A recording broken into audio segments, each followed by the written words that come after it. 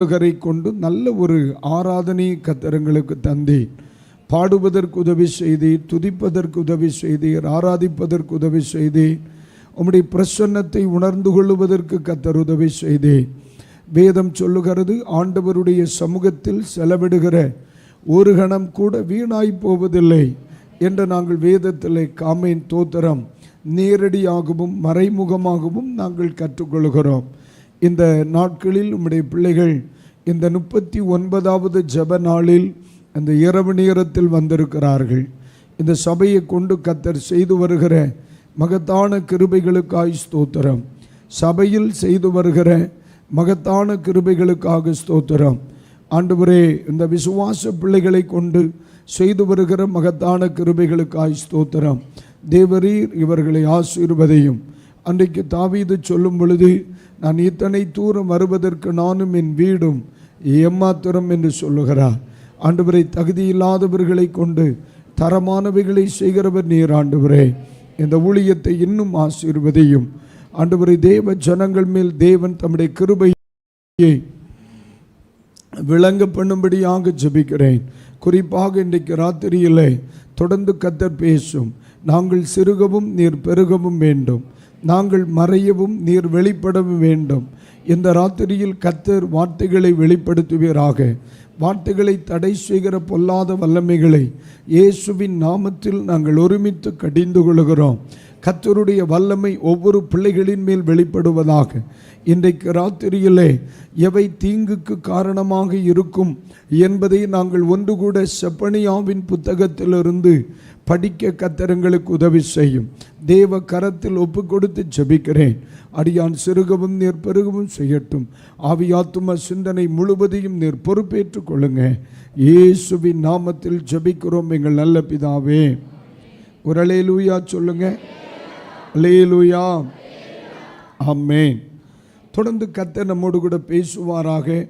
ஆமென். நேற்று வரை படித்த ஆமென் கற்றுக்கொண்ட வேத வசனத்தை தொடர்ந்து நாம் கற்றுக்கொள்ளப் போகிறோம். ஆனால் இந்த மாதத்தில் தேவ ஊழியர் மூலமாக உங்களுக்கு கற்றுக் கொடுத்ததான அல்லது வாக்குத்தத்தமாய் இருக்கிற வசனத்தை தான் இன்று இரவிலே நான் ஆரம்ப பகுதியாய் எடுத்துக்கொள்கிறேன். ஆமென். செப்பனியா 3ஆம் அதிகாரம் அதனுடைய 15ஆம் வசனத்தில் வாசிப்பதற்கு மட்டும், இது எழுதி கொள்வதற்கு அல்ல. அனைவரும் இணைந்து வாசிங்க. ஆமென். செப்பனியா 3ஆம் அதிகாரம் அதனுடைய 15ஆம் வாக்கியம். கர்த்தர் உன் ஆக்கினைகளை அகற்றி உன் சத்துருக்களை விலக்கினார். இஸ்ரவேலின் ராஜாவாகிய கர்த்தர் உன் நடுவில் இருக்கிறார். இனி தீங்கை காணாதிருப்பார். ஒரு முறை கூட சொல்லுங்க, இனி தீங்கை காணாதிருப்பார். ஒரு முறை கூட சொல்லுங்க, ஒரு அல்லேலூயா. நம்ம ஏற்கனவே 5 விதமான தீங்கை குறித்து படித்திருக்கிறோம். எத்தனை? 5 விதமான தீங்கை குறித்து படித்திருக்கிறோம். அதை இனி காண மாட்டீர்கள் என்று ஆண்டவர் வாக்கு பண்ணுகிறார். முதலாவது தீங்கு என்ன? வாரிக்கொள்ளப்படுதல் என்கிற தீங்கு. இரண்டாவது என்ன சொல்லப்பட்டிருக்கிறது? சங்காரம் எனப்பட்ட தீங்கு. மூன்றாவது தண்டிக்கப்படுதல் என்று சொல்லுகிற தீங்கு. நான்காவதாக தோத்திர அழிவு என்று சொல்லுகிற தீங்கு.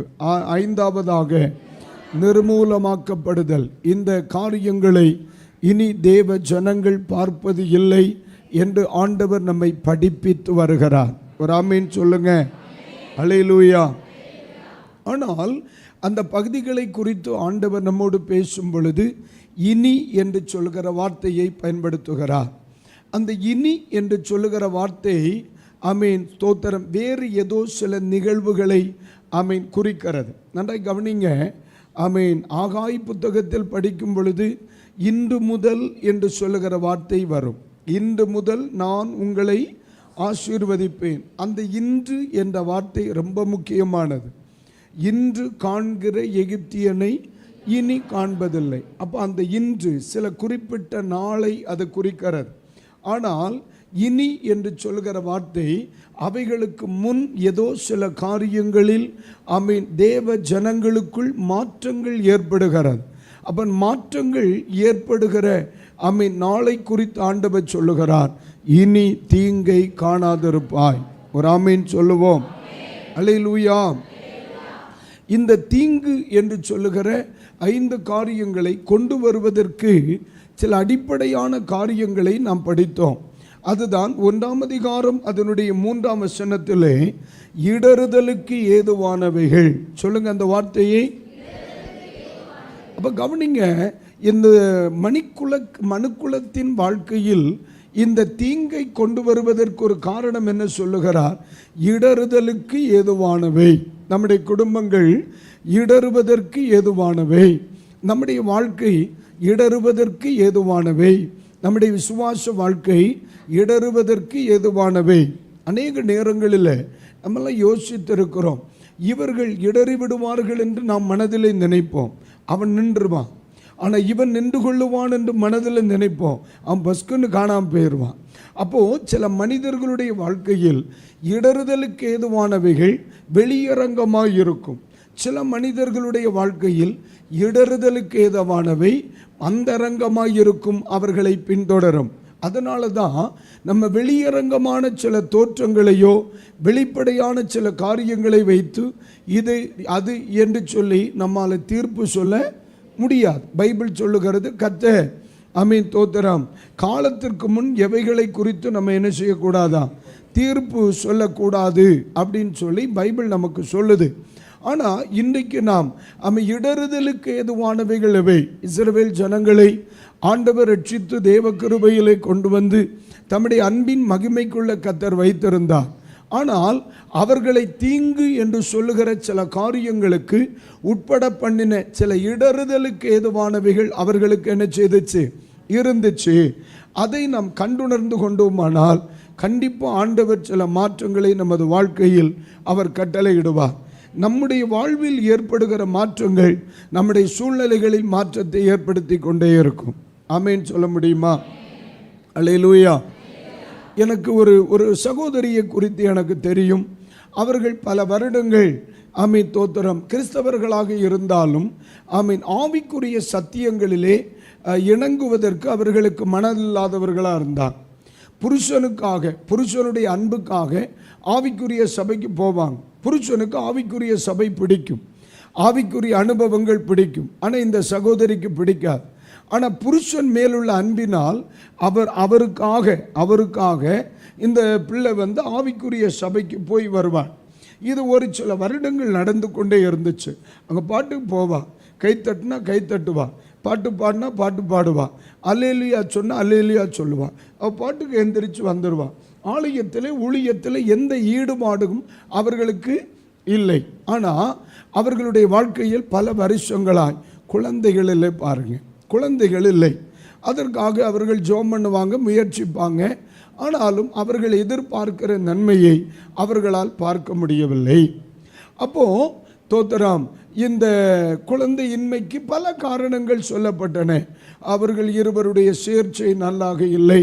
சிலர் என்ன சொன்னாங்க, அவருடைய சரீரத்தில் பலகீனங்கள் இருக்கலாம். சிலர் என்ன சொன்னாங்க, புருஷனுடைய சரீரத்தில் தோத்திரம் பலகீனங்கள் இருக்கலாம். இன்னும் குடும்பத்தில் சில அவங்க ஃபேமிலியில் பேரண்ட்ஸை கேர் பண்ணாததுனால தான் இதெல்லாம் வந்துச்சு அப்படின்னு சொன்னாங்க. ஒரு சிலர் என்ன சொன்னாங்கன்னா, ஏற்கனவே இந்த குடும்பத்துக்கு விரோதமாக ரொம்ப மந்திரவாதம் இருந்துச்சு, இந்த மந்திரவாதம் தான் அந்த பிள்ளைக்கு குழந்தையெல்லாம் போக காரணம். இப்படி அவர்களை சுற்றி பல மனித சப்தங்கள் அதிகமாக இருந்து கொண்டே இருந்தது. ஆனால் ஒன்று புரிந்து கொள்ளுங்க, ஒரு குறிப்பிட்ட நாளில் நீங்கள் கவனிச்சிங்கன்னு சொன்னால் சபையிலே தேவனுடைய ஆவியானவர் பலமாய் வெளிப்பட்டு கொண்டே இருந்தார். தேவனுடைய வார்த்தைகள் வெளிப்பட்டன, தேவ மகிமை வெளிப்பட்டது. எல்லாரையும் ஆண்டவர் தொட்ட கூட்டத்திலே அந்த மாத்திரத்திலே இந்த தங்கச்சியும் தேவாவியானவர் என்ன செய்து விட்டார்? ஒரு தொடுதலை அவள் உணர்ந்தாள். அவள் ஒரு தொடுதலை உணர்ந்தாள். அன்னைக்கு எல்லாரையும் பார்த்து கேட்கப்பட்டதன, இன்றைக்கு ராத்திரி மனம் திரும்பி ரட்சிக்கப்பட்டு ஞான ஸ்நானம் பெற்று தேவ கிருபையில் வாழ்வதற்கு எத்தனை பேர் சம்மதிக்கிறீர்கள் அப்படின்னு சொல்லுகிற ஒரு வார்த்தை அங்கே கேட்கப்பட்டன. உடனே இந்த தங்கச்சி அவள் தெரிஞ்சு தூக்கினாளான்னு தெரில, தெரியாமல் தூக்கினாள். அவளை தெரிஞ்சு நடந்துச்சுல, பளிச்சுன்னு கையை என்ன செய்துட்டா, தூக்கிட்டா. அவ்வளோதான். அன்றைக்கு அநேகர் ரட்சிக்கப்பட, மனம் திரும்ப, ஞானஸ்நானம் பெற தங்கள் இந்த கைகளை உயர்த்தினாங்க. எல்லாருக்காக ஜெபிக்கப்பட்டன. ஒரு குறிப்பிட்ட நாள் ஞானஸ்நானத்திற்காக ஒதுக்கப்பட்டுச்சு. அந்த ஞானஸ்நானத்திற்கு நேரத்தில் எல்லாரும் எடுத்த கூட்டத்தில் இந்த தங்கச்சியும் அவள் தண்ணீரில் இறங்கினாள். தண்ணீரில் வைத்தே தேவாவியானவர் ஜனங்களை தொட்டு அபிஷேகம் பண்ணினார். இந்த தங்கச்சி மேலும் தேவாவியானவர் இறங்கி அந்நிய பாஷை அடையாளத்தோடு அவள் அபிஷேகம் பட்டாள். அது மாத்திரமல்ல, அன்றைக்கு ஒரு வார்த்தை வெளிப்பட்டது, இன்றைக்கு உன்னுடைய கர்ப்பம் திறக்கப்படுகிறது. சொல்லுகிறது உங்களுக்கு புரிகிறதா? 1000 காரணங்கள் சொல்லி இருக்கலாம். அதே வருடத்தில் தேவன் அவர்களுக்கு அற்புதம் செய்து அருமையான 2 குழந்தைகளோடு இன்றைக்கும் சபைக்கு ஆசீர்வாதமாக இருக்கிறார். அப்போ நீங்கள் நல்லா கவனிங்க, இடறுதலுக்கு ஏதுவானவைகள் நமக்குள்ளே வைத்துவிட்டு மற்றவர்களை காரணம் சொல்வதனால் எந்த பிரயோஜனமும் இல்லை. சில தீங்குக்கு ஏதுவானவைகள் நம்மிடத்திலே வைத்துவிட்டு நாம் அதை சரி செய்யாத பட்சத்திலே மற்றவர்களை குற்றப்படுத்துவதனால் எந்த பிரயோஜனமும் இல்லை. அதனால் தோத்திரம், இடறுதலுக்கு ஏதுவான ஏதேனும் என்னுடைய வாழ்க்கையில் இருக்குமானால் அதை கண்டுணர்ந்து விடுதலை பெற்று தொடர்ந்து ஆசீர்வதிக்கப்பட தேவன் கிருபை செய்வாராக. ஒரு ஆமீன் சொல்லுவோம். அல்லேலூயா. நீங்கள் நினைக்கலாம், பாஸ்டர், இந்த இவ்வளவு நாட்கள் தேவ சமூகத்தில் உபவாசித்து ஜெபித்து கொண்டிருக்கிறோம், தேவ சமூகத்தில் தொடர்ந்து நாங்கள் ஜெபிக்கிறோம், எங்களுக்கு அநேக காரியங்களுக்காக தேவைகள் இருக்கிறது, ஆண்டவர் எங்கள் தேவைகளுக்காக ஜெபிப்பாரா, ஜெபிக்க வைப்பாரா, விடுதலை தருவாரா என்று நீங்கள் கேட்பீர்களானால், கடைசி நாள் இரவு அதற்காகவே தேவன் நியமிக்கிறார். தொடர்ந்து கர்த்தர் உங்களை நடத்துவாராக. இன்றைக்கி ராத்திரி நிறைய காரியங்களை நம்ம படிக்க வேண்டிய இருக்கு. ஆவியானவர் நமக்கு உதவி செய்யட்டும். ஆண்டவர் கிருபை தருவாராக. ஆமென். அல்லேலூயா.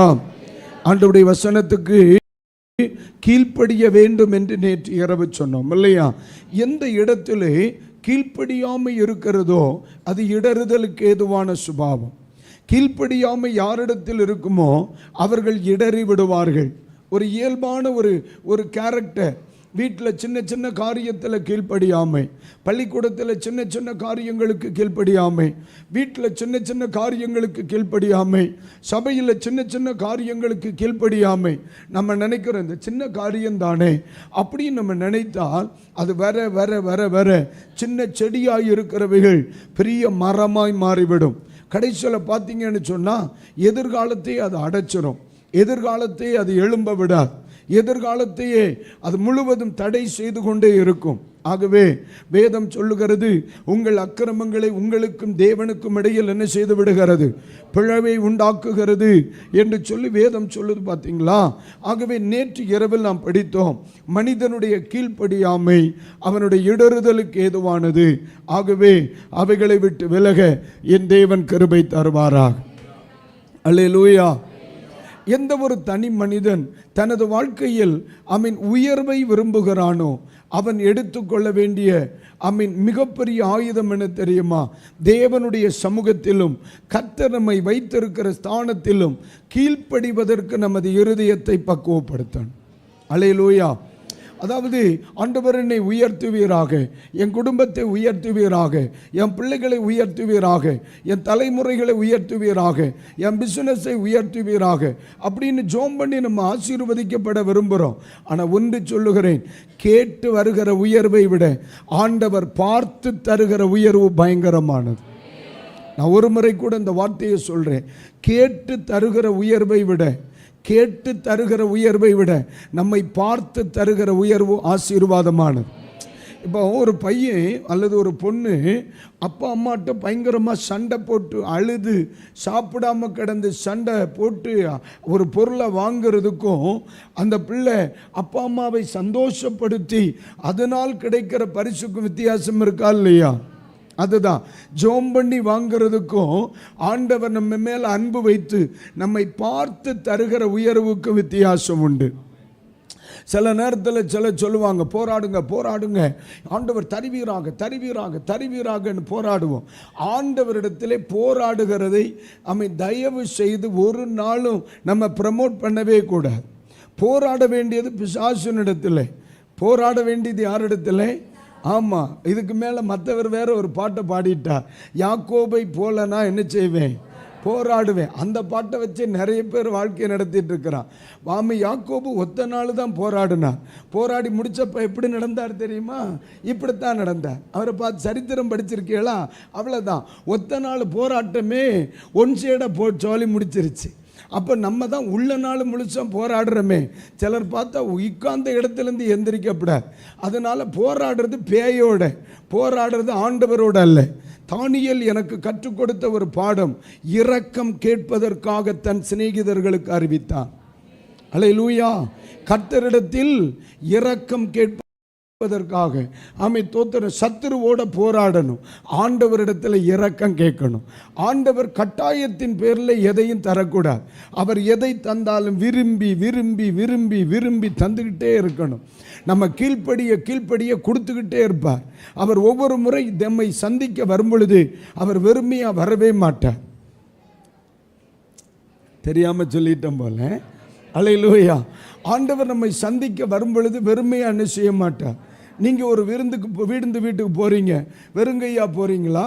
இல்லையே. சில ஆட்கள் அங்கே இருக்கிறத அடிச்சுட்டு வர்றதுக்கே போவான் பாரு. ஆமாம். நீங்கள் உங்கள் பிள்ளையை பார்க்க போகிறீங்க, நீங்கள் வெறுமையாக போகிறதில்ல. இல்லை அக்கா வீட்டுக்கு போகிறீங்க, வெறுமையாக போகிறது இல்லை. அதே மாதிரி தான் ஆண்டவர் உங்களை சந்திக்கும் பொழுது வரும் பொழுது ஒரு நாள் அவர் வெறுமையாக வரமாட்டார். உங்களுக்குரிய பங்கு அவர் கையில் இருக்கத்தான் செய்யும். ஆனால் அவருடைய கையிலிருந்து தட்டி பறித்து கொள்ளக்கூடாது, கட்டாயமாய் பறித்து கொள்ளக்கூடாது. அவர் நம்ம உள்ள அன்பில் நமக்கு அவர் தாராளமாய் தரணும். அல்லேலூயா. நமக்கு அவர் நமக்கு தாராளமாக தரணும். இன்னும் நீ வச்சுக்கோ, உனக்கு ஒன்றும் இல்லையே. சில நேரத்தில் அப்படி தான் நம்ம சில பிள்ளைகளுக்கு ஏதாவது கொடுப்போம், இருந்தாலும் இன்னும் கொடுக்கணும்னு நம்முடைய இருதயம் என்ன செய்யும்? ஆவேசப்பட்டுக்கிட்டே இருக்கும். என்ன கொடுக்கறது அப்படின்னு சொல்லி. கர்த்தர் நல்லவர். சொல்லுவோம். இன்னைக்கு காலையில் தோத்து நாங்கள் காரில் வரும் பொழுது ஒருத்தர் என் பக்கத்தில் இருந்து ஃபோன் பண்ணார்.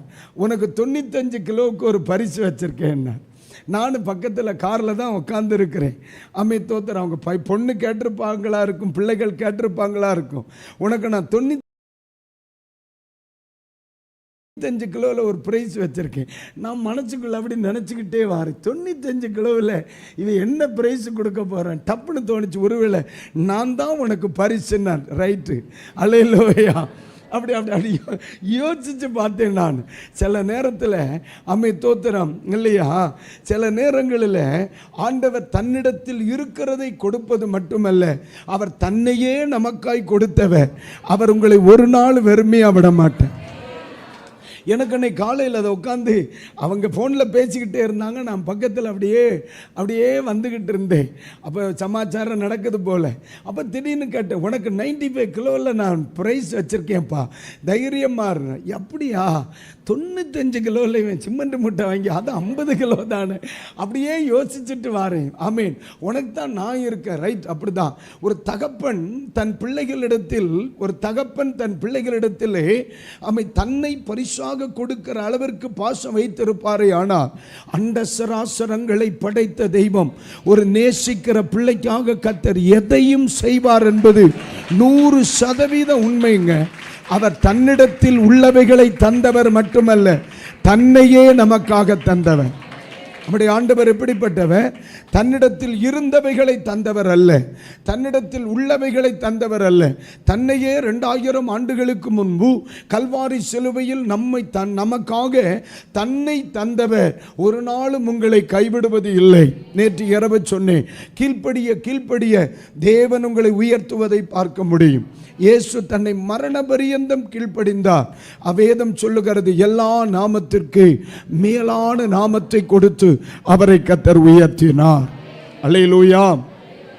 அப்ப இன்னைக்கு இந்த விசேஷித்த கூட்டத்தின் 3வது நாள் ராத்திரியில் உங்க பக்கத்தில் இருக்கிறவங்களை பார்த்து சொல்லுங்க, கர்த்தர் உங்களை உயர்த்த போவது நிச்சயம். அந்த வார்த்தையை மட்டும் சொல்லுங்க, ஆண்டவர் உங்களை உயர்த்த போவது நிச்சயம்.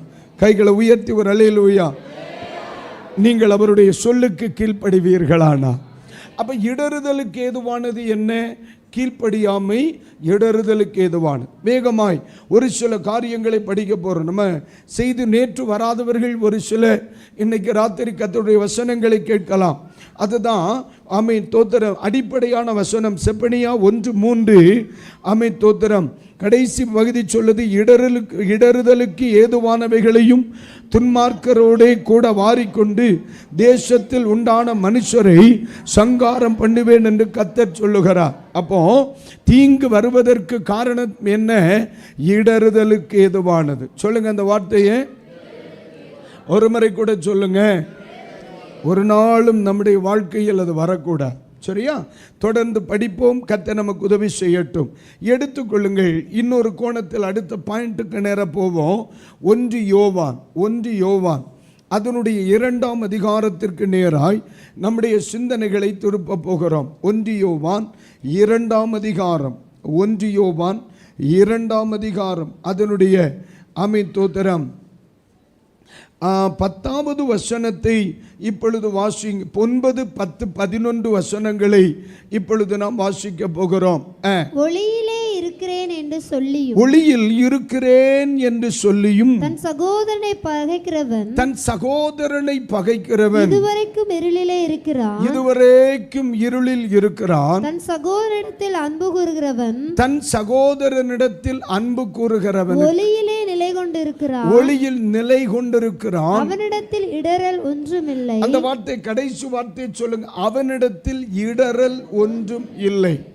அவனிடத்தில் இடறல் ஒன்றும் இல்லை. ஒரு முறை கூட சொல்லுங்க. அவனிடத்தில் இடறல் ஒன்றும் இல்லை. யாரிடத்தில் இடறல் இல்லை? யாரிடத்தில் இடறுதலுக்கு ஏதுவானது இல்லை? தன் சகோதரனிடத்தில் அன்பு கூறுகிறவன். தன் சகோதரனிடத்தில் அன்பு கூறுகிறவன். கைகளை உயர்த்தி ஒரு அல்லேலூயா சொல்லுங்க. அல்லேலூயா. அப்போ 11ஆம் வசனத்தை படிங்க. தன் சகோதரனை பகைக்கிறவன் இருளிலே இருந்து இருளில் நடக்கிறான். இருளானது அவன் கண்களை குருடாக்கினபடியினால் போகும் இடம் இன்னதென்று அறியாதிருக்கிறான். ஆமென். கைகளை உயர்த்தி ஒரு அல்லேலூயா. அவன் போகிற வழி இன்னதென்று அறியாதிருக்கிறபடியினால் அவன் இடறுவதற்கு வாய்ப்பு உண்டு. அதுதான் 10ஆம் வசனத்தில் அவர் சொல்லுகிறார், ஒளியில் நடக்கிறவன் ஒரு நாளும் இடறுவது இல்லை.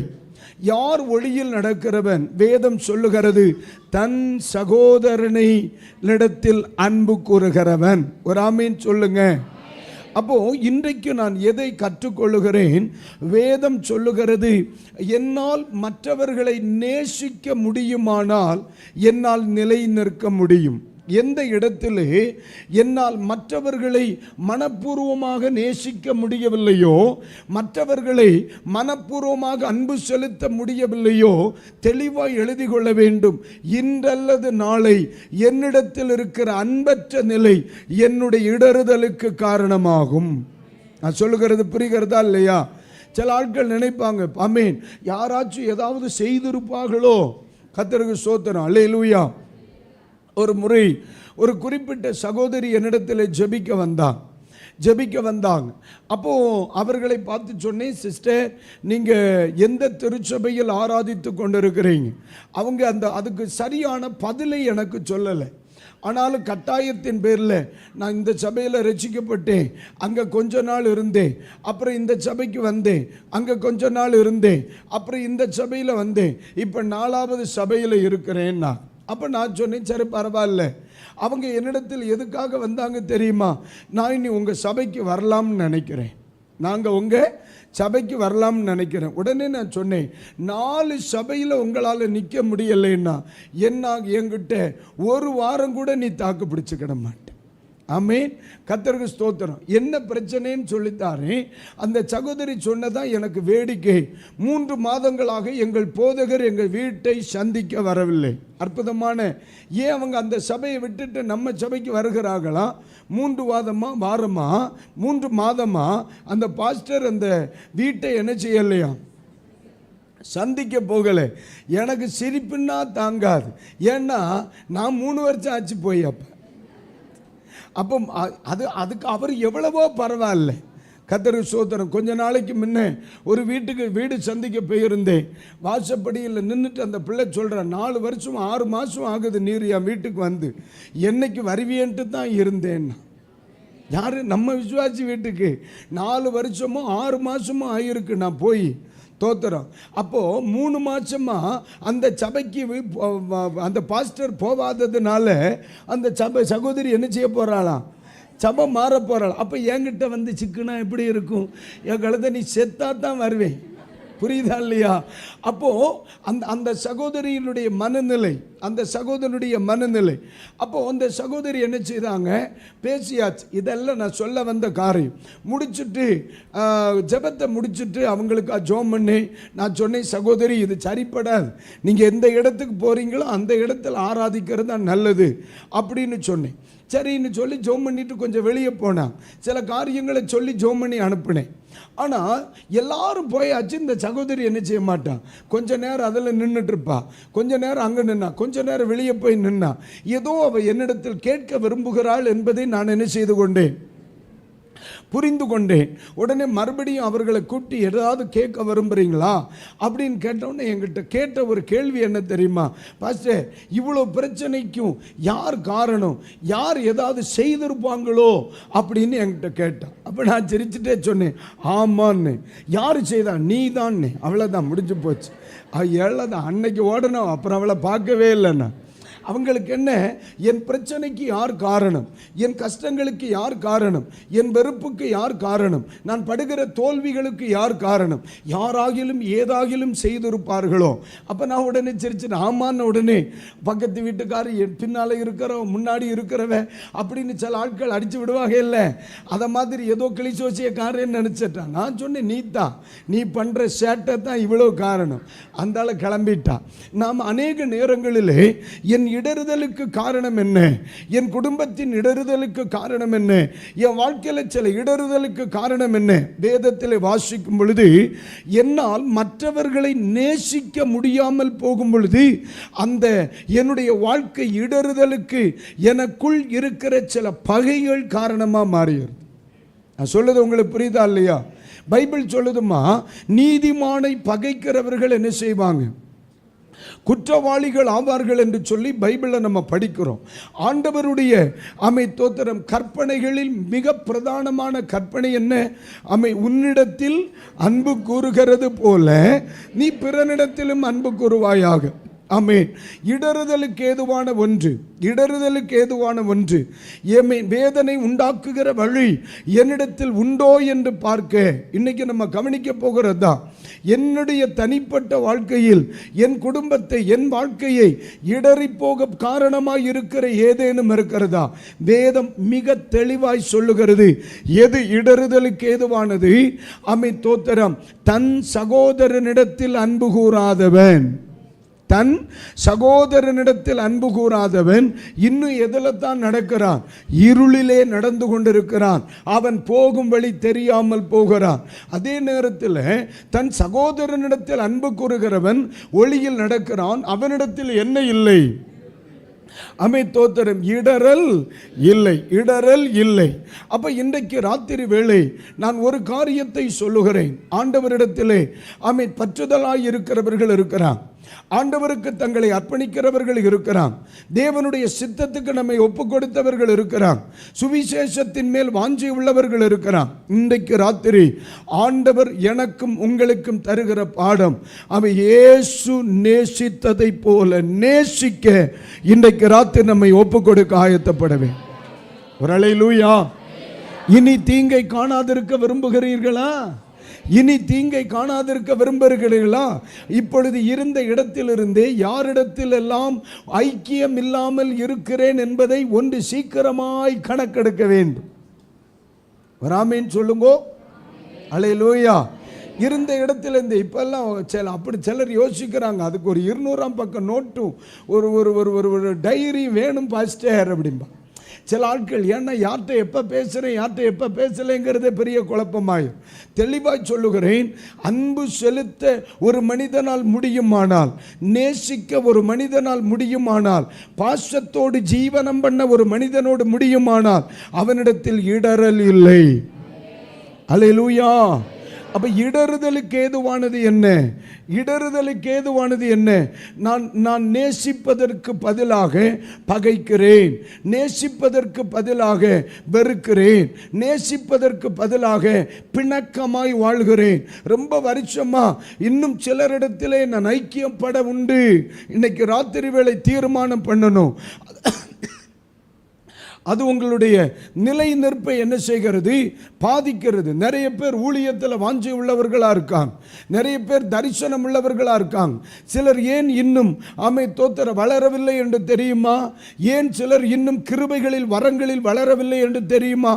இன்னும் பகை அவர்களுக்குள் புதைந்து கிடக்கிறது. ஒரு ஆமேன் சொல்லுங்க பார்க்கலாம். ஒரு முறை கூட அல்லேலூயா. இன்னும் மன்னிப்பு கேட்க வேண்டியதும் இருக்கிறது, மன்னிக்க வேண்டியதும் இருக்கிறது, ஒப்புரவாக வேண்டிய மிகப்பெரிய அவசியம் இருக்கிறது. இன்றைக்கு ராத்திரி வேளை பரிசுத்த ஆவியானவர் மிக தெளிவாய் சொல்லுகிறார், இனி தீங்கை காணாதிருக்க வேண்டும் என்று நீங்கள் விரும்புவீர்களானால் இன்னைக்கு ராத்திரி இந்த இடத்துல ஒரு தீர்மானம் பண்ணணும். யாரிடத்தில் எல்லாம் வெறுப்புடன் வாழ்கிறேனோ அவர்களை நேசிப்பதற்கு என் மனம் ஒத்து போக வேண்டும், ஒத்துக்கொள்ள வேண்டும். அல்லேலூயா. ஒன்று யோசிங்க, தண்ணி குடிச்சிட்டு வாரு. யோசிங்க, ஒன்றும் இல்லை, காசா பணமா கலத.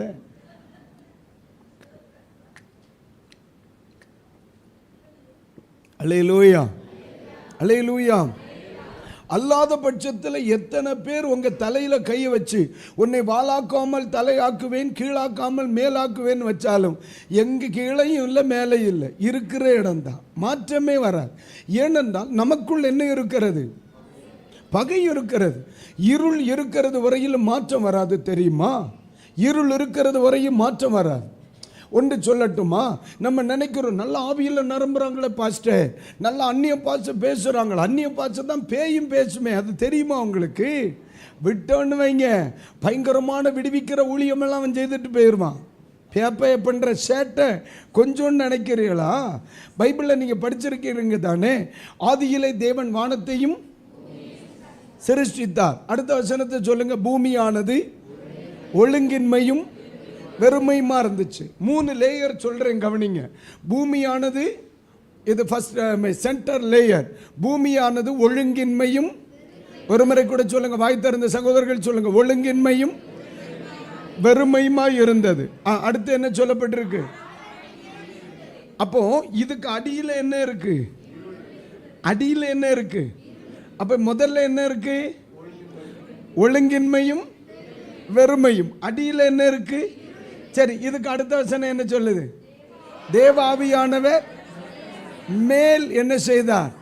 இப்ப மேல இந்த லைனை சொல்லுங்க. மேல என்ன இருந்து? கொன்னுருவே உன்னை தோத்துறான். மேல என்ன இருந்துச்சு? அசைவாடுதல். யாருடைய அசைவாடுதல்? யாருடைய அசைவாடுதல்? சரி, அதுக்கு கீழே என்ன இருக்கு? ஒழுங்கின்மையும். அடியில் என்ன இருக்கு? இப்போ நம்ம என்ன சொல்கிறோம்? நல்லா தானே பாடுறா, நல்லா தானே ஆராதிக்கிறா, தேவ தூதர்களை பார்க்க போல இருக்கிறார்களா இல்லையா? ஆலயத்துக்கு வருமா கழுத குளிச்சுட்டு ஸ்ப்ரே அடிச்சுட்டு தானே வாரா? என்ன பார்க்குற? தேவ தூதர்களை போல இருக்காங்க. நம்ம மேலே இருக்கிற அசைவாடுதலை தான் பார்க்குறோமே தவிர ஆழத்தில் இருக்கிற இருளை நம்ம கவனிக்கிறது இல்லை. நான் சொல்லுது எத்தனை பேருக்கு புரியுது? நம்ம நல்லா பாடுறோம், ஆராதிக்கிறோம், ஆவியில் நிரம்புறோம், தோத்துறோம், அவ்வளோதான். ஒவ்வொரு ஆராதனை முடியும் பொழுது அவ்வளோதான், எத்தனை சேரை உடைக்கலாம்னு தான் நிற்கிறான். ஆனால் நம்ம அதை தான் பார்க்குறோம். ஏன்னா மேல் என்ன இருக்கிறது? அசைவாடுதல் இருக்கிறது. ஒரு பாட்டை பாடி விட்டோம்னா மீதி அவன் முடிச்சிருவான். அவன் என்ன நோட்டில் பாடுறான்னு சொல்லி கூட்டம் முடிகிறது வரைக்கும் தெரியாது. சில நேரத்தில் மேலே கீ இருக்காது, அடியில் தான் தேடணும் கீபோர்டுக்க.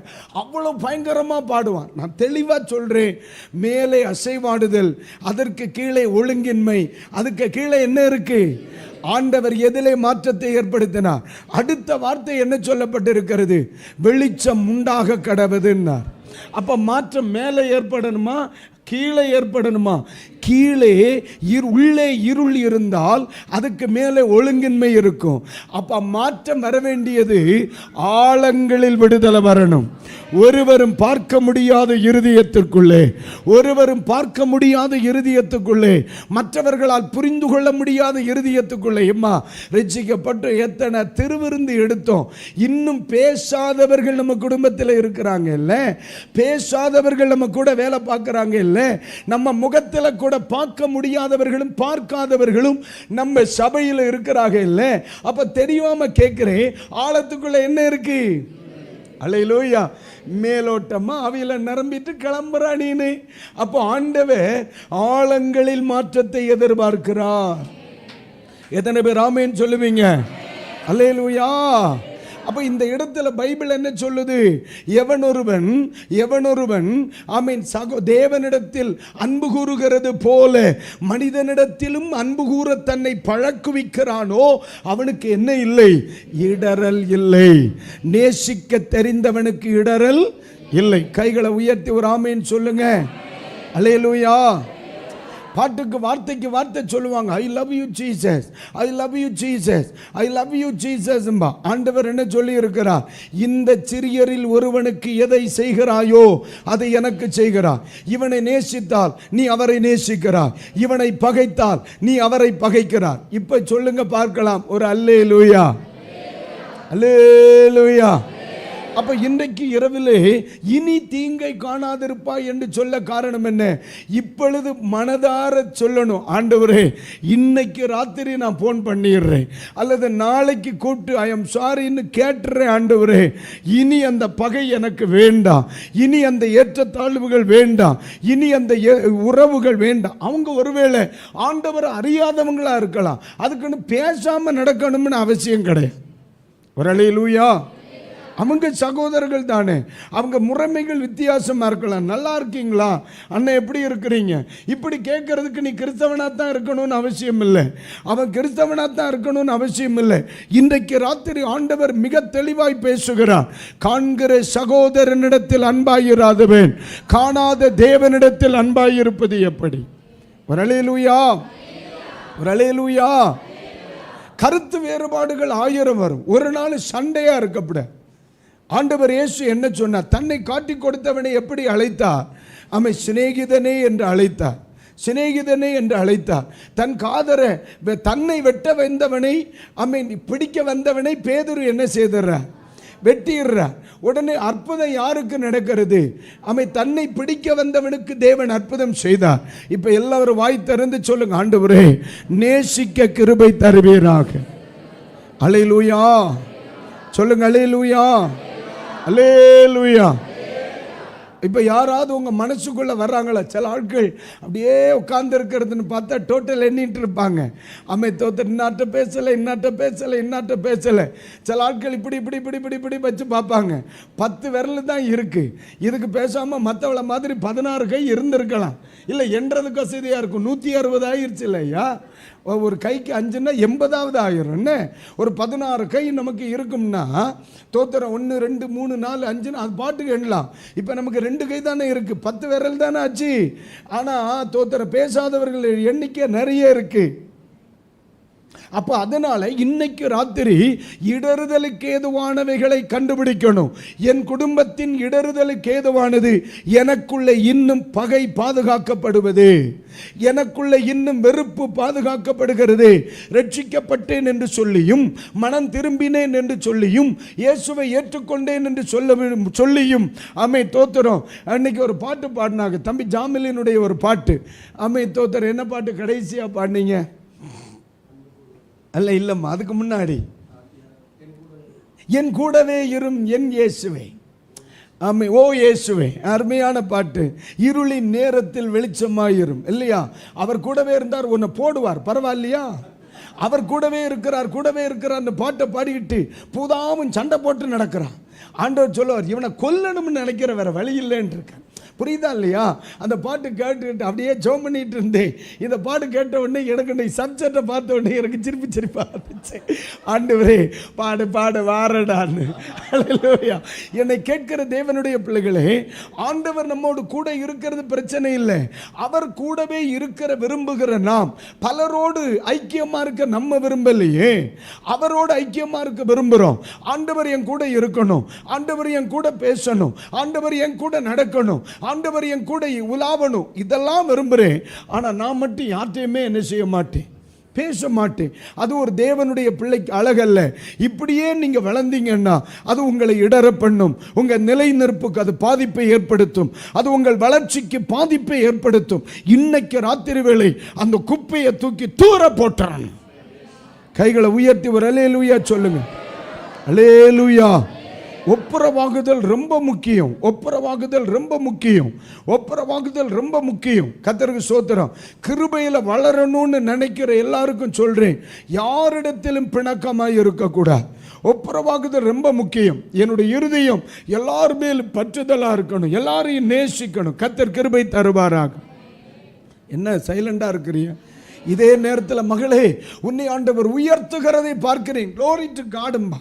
இந்த ஜோலியெல்லாம் ஆகாது. முதல்ல நம்ம சரி பண்ணுவோம். கைகளை உயர்த்தி ஒரு ஆமேன்னு சொல்றீங்களா? பண்ணணும் பண்ணணும் பண்ணணும் பண்ணணும். இன்னைக்கு அது பண்ணனா இனி தீங்கை காண மாட்டேன். ஆமென். இனி தீங்கு வசனம் தான் விடுதலை. இன்னைக்கு ராத்திரி செய்தியை முடிக்கும் பொழுது, இந்த செய்தியை முடிக்கும் பொழுது நம்ம குடும்பம் அடுத்த நிலைக்கு அடி எடுத்து வைக்கும்னு சொல்றேன். நம்ம வாழ்க்கை அடுத்த நிலைமைக்கு அடி எடுத்து வைக்கும். பாஸ்ட் நீங்கள் நினைக்கலாம், பாஸ்டர் சாகுறது வரைக்கும் அவன் செய்த துரோகத்துக்கு அவன் முகத்தையே பார்க்க முடியாது. தெரியாமல் சொல்கிறேன், தெரியாமல் உங்களிடத்தில் சொல்கிறேனே, நம்ம செய்த துரோகத்திற்கு ஆண்டவரெல்லாம் நம்மளை பக்கத்திலே விட்டுருக்கக்கூடாது.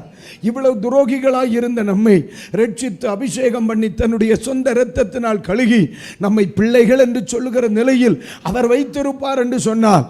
அவரே நம்மை மன்னித்திருக்க, ஆமென், நாம் மன்னிப்பதில் என்ன பிரச்சனை வரப்போகிறது? அவர்களை கர்த்தர் பார்த்துக் கொள்ளட்டும், நீங்கள் மன்னித்து விடுங்களே. அவர்களை கர்த்தர் பார்த்துக் கொள்ளட்டும். அவன் அவன் செய்ததற்கு தக்க பலன் அவனுக்கு உண்டாகட்டும். நியாய தீர்ப்பு நம்முடையதல்ல, பழி வாங்குதல் நம்முடையதல்ல. அதை கர்த்தர் பார்த்துக் கொள்ளுவார். நீ மன்னித்து விடு. அல்லேலூயா. மன்னித்து விடுவது மட்டுமல்ல, மன்னிப்பு கேட்க வேண்டிய இடத்துல என்ன செய்யணும்? கேட்டணும். ஒருவேளை நம்ம செய்த சில காரியங்கள் மற்றவர்களை வருத்தப்படுத்தி இருக்கலாம். ஒருவேளை அவர்கள் மட்டும் உங்களுக்கு தீங்கு செய்தாங்கன்னு நினைக்கப்படாது. சில நேரத்தில் நம்ம செய்த சில காரியங்கள் அவர்களை பாரப்படுத்தி இருக்கும். எனக்கு ஒரு காரியத்தை என்னால் மறக்கவே முடியாது. பல வருடங்களுக்கு முன்னாலே ஒரு நாள் இரவிலே நான் ஜெபம் பண்ணிக்கிட்டே இருந்தேன். எப்பொழுதும் அந்த நடுஜாம பொழுதிலே தேவ சமூகத்திலே இருக்கிறது அக்காலகட்டங்களின் பழக்கம்.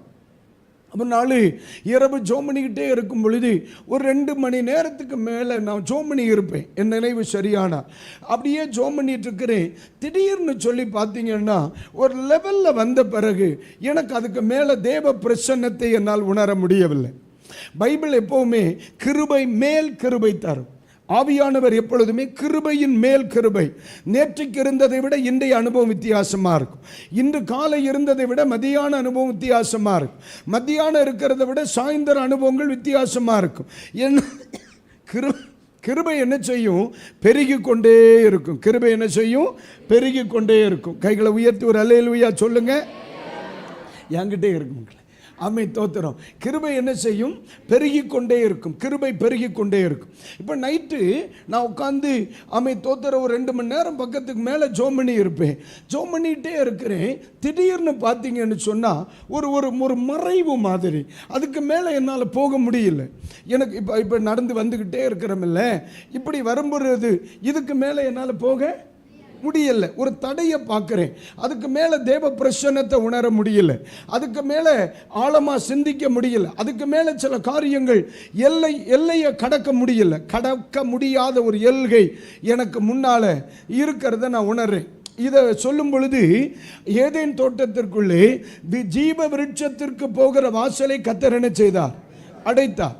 தோட்டத்துக்குள்ளேயே ஒரு மறைவு இருந்துச்சு தெரியுமா? அதே மாதிரி தான் ஆவிக்குரிய வாழ்க்கையில் சில எல்கைக்குள் போக விடாத சில மறைவுகள் இருக்கும். நம்ம தெரியாது. அவன்கிட்ட பேசாததுனால என்ன வந்துட போகுது, அவன்கிட்ட பேசாததுனால என்ன வந்துட போகுதுன்னு நம்ம மனசார நினைச்சிட்டு நடக்கிறோம். சில பகைமை நமக்குள் இருக்குமானால் உங்க ஆவிக்குரிய வாழ்க்கைக்குள்ளேயே உங்கள் தரிசனத்திற்குள்ளேயே நீங்க கடக்க முடியாத, நீங்க உட்பிரவேசிக்க முடியாத சில எல்கைகள் இருக்கும். உங்களால் மறிக்கிறது வரைக்கும் அதை தாண்ட முடியாது. சொல்லுது உங்களுக்கு புரியுதா இல்லையா? உங்க பக்கத்தில் இருக்கிறவங்க அந்த கிருபையில வளருவாங்க, உங்க பக்கத்தில் இருக்கிறவங்க அந்த அபிஷேகத்தில் வளருவாங்க. நீங்க நல்லா ட்ரை பண்ணுவீங்க, உங்களால் அந்த எல்லைக்குள்ள போக முடியாது. ஏன்னா தோட்டத்திற்குள்ளேயே தேவன் எல்லையை வைத்திருக்கிறார். நீங்க காண்கிற சாதாரணமான எல்கை அல்ல, அது உங்களால் தாண்ட முடியாது. சில நேரத்தில் உங்களுடைய சிஸ்டத்தில் நீங்கள் பார்த்துருக்கீங்களா? சில பேஜுக்குள்ளே போவீங்க, ஒரு லெவலுக்கு மேலே சில காரியங்களை செய்யாமல் அது உங்களை அடுத்த லெவலுக்கு விடாது தெரியுமா? அதே மாதிரி தான். இப்போ சில நேரத்தில் போன இந்த வாரத்தில் நான் வெளியூர் வந்துட்டேன். வெளியூரில் இருக்கும் பொழுது ஒரு ஃபைல் ஒன்று மூவ் ஆகுது, ஒரு என்ன சொல்கிறது, ஒரு ஃபார்ம் ஒன்று மூவ் ஆகுது. அப்போ அங்கேருந்து எனக்கு ஓகே வரணும்னா என்கிட்ட இருக்கிற ஒரு ஓடிபி நம்பரை நான் இங்கேருந்து என்ன செய்யணும், சொல்லி கொடுக்கணும். அப்பந்தான் அந்த நெக்ஸ்ட் ப்ராசஸுக்குள்ளே போக முடியுது. இல்லைன்னு சொன்னால் அதுக்கு மேலே என்ன செய்யாது, போகாது. அதே மாதிரி தான் நீங்கள் மன்னிக்க தான் சில ப்ராசஸுக்குள்ளே என்றாகவே உங்களால் முடியும். நீங்க வெறுப்பை மாற்ற தான் நீங்க அடுத்த நிலைமைக்கு போக முடியும். நீங்க விளையாட்டா நினைக்கிறீங்க, வருடங்கள் 10 போச்சு, இன்னும் எவ்வளவோ கிருபைக்குள்ள வந்திருக்கணும், எவ்வளவோ பூரணத்துக்குள்ள வந்திருக்கணும். காலத்தை பார்த்தால் போதகர்கள் ஆக வேண்டிய பலரும் இன்னும் பிரகாசிக்க முடியாமல் இருப்பதற்கு காரணம் என்ன நினைக்கிறீங்க? மனதார சிலரை மன்னிக்க முடியாம போனதா, மனதார சிலரிடத்திலே மன்னிப்பு கேட்க முடியாமல் போனதா, மனதார சிலரை நேசிக்க முடியாமல் போனதா. இன்னைக்கு ராத்திரி அந்த பிழைவை, அந்த வேலையை நம்ம உடைச்சு நம்ம முன்னால போய் கர்த்தருடைய தேங்கி கிடக்கிற தேவ கிருபையை நம்ம எடுக்கணும். அல்லேலூயா! எத்தனை பேருக்கு அந்த ஆசை இருக்கிறது? ஆமென், அல்லேலூயா! அப்படியானால் இனி தீங்கை, அல்லேலூயா, மன்னிக்க ஆயத்தமானால் இனி தீங்கை காண மாட்டாய். வெறுப்பை விட காரணமானால் இனி தீங்கை காண மாட்டாய். அன்பு செலுத்த காரணமானால் ஆமை முடியுமானால் இனி தீங்கை காண மாட்டாய். இன்னைக்கு ராத்திரி சொல்றேன், மனதார அவங்களை மன்னிங்க, மனதார அவர்களோட ஒப்புரவாவேன்னு சொல்லி தேவ சமூகத்தில் ஜெபம் பண்ணுங்க. உங்க ஜெப வாழ்க்கை மாறலைன்னா அப்ப கேளேன்ட்ட. அல்லேலூயா! அப்போ ஒரு எல்கையை பார்த்துட்டேன். அப்படி என்னால் நல்லா ட்ரை பண்ணி பார்க்குற முடியலை, என்னால் முடியவே இல்லை. நல்லா ஜோம் பண்ணுறேன், என்னால் நெக்ஸ்ட் லெவலுக்கு காட்ஸ் பிரசன்ஸை ஃபீல் பண்ண முடியல. ஒரு வெறுமை, அதுக்கு மேலே என்னால் முடியலைங்க. நான் வளர விரும்புகிறேன், இன்னும் பிரகாசிக்க விரும்புகிறேன், இன்னும் தேவ பிரசன்னத்தை விரும்புகிறேன், நடு ஜாமம் தேவ சமூகத்தில் ஜெபிக்க, பட் அதை தாண்டி என்னால் போக முடியல. அப்போ என்னுடைய உள் உணர்வுக்குள்ளே ஒரு எண்ணம் ஏற்படுகிறது.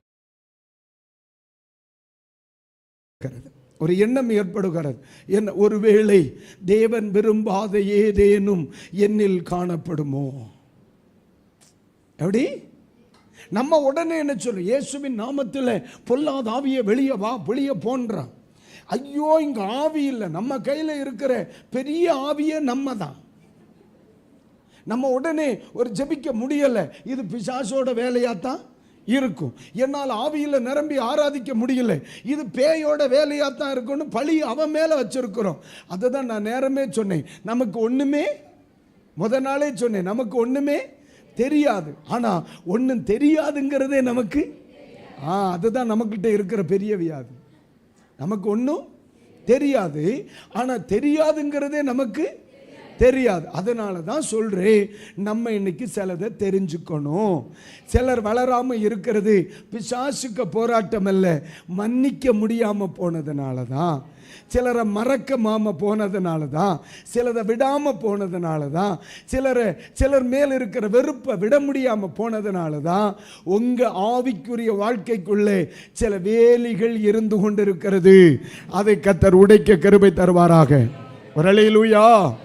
இன்னைக்கு நேரலையில் பார்க்கிற நிறைய பேரோடு ஆண்டவர் இன்னைக்கு ராத்திரி பேசுறார். இவ்வளவு நாட்கள் ஆகியும் ஏன் என் ஊழியத்தில் வளர முடியல, ஏன் என் சபையில் வளர முடியல, ஏன் என் ஆவிக்குரிய வாழ்க்கையில் வளர முடியல, என் பின்னால வந்த பலரும் ஆவிக்குரிய வாழ்க்கையில் பயங்கரமா பிரகாசிக்கிறாங்க, ஏன் என்றால் எழும்பி வர முடியலன்னு நீங்க கேட்ட கேள்விக்கு என்ன காரணம் சொல்லவா? நீங்கள் இன்னும் சிலரை மன்னிக்க முடியாமல் பகையை இருதயத்திற்குள் எங்கேயோ ஒரு இடத்துல கப்பலுக்குள்ளே யோனா ஒளிந்து கொண்டிருந்தது போல உங்கள் பகை, உங்களுடைய வெறுப்பு ஒளிந்து கொண்டிருக்கிறது. சாகிறது வரைக்கும் நீ வளர மாட்ட முடியாது. அந்த யோனாவை தூக்கி கடல்ல போடணும். இன்னைக்கு ராத்திரி லைட்டா சொல்லுங்க, யோனாவை தூக்கி சொல்லுங்க சிஸ்டர். ஏன் என்ன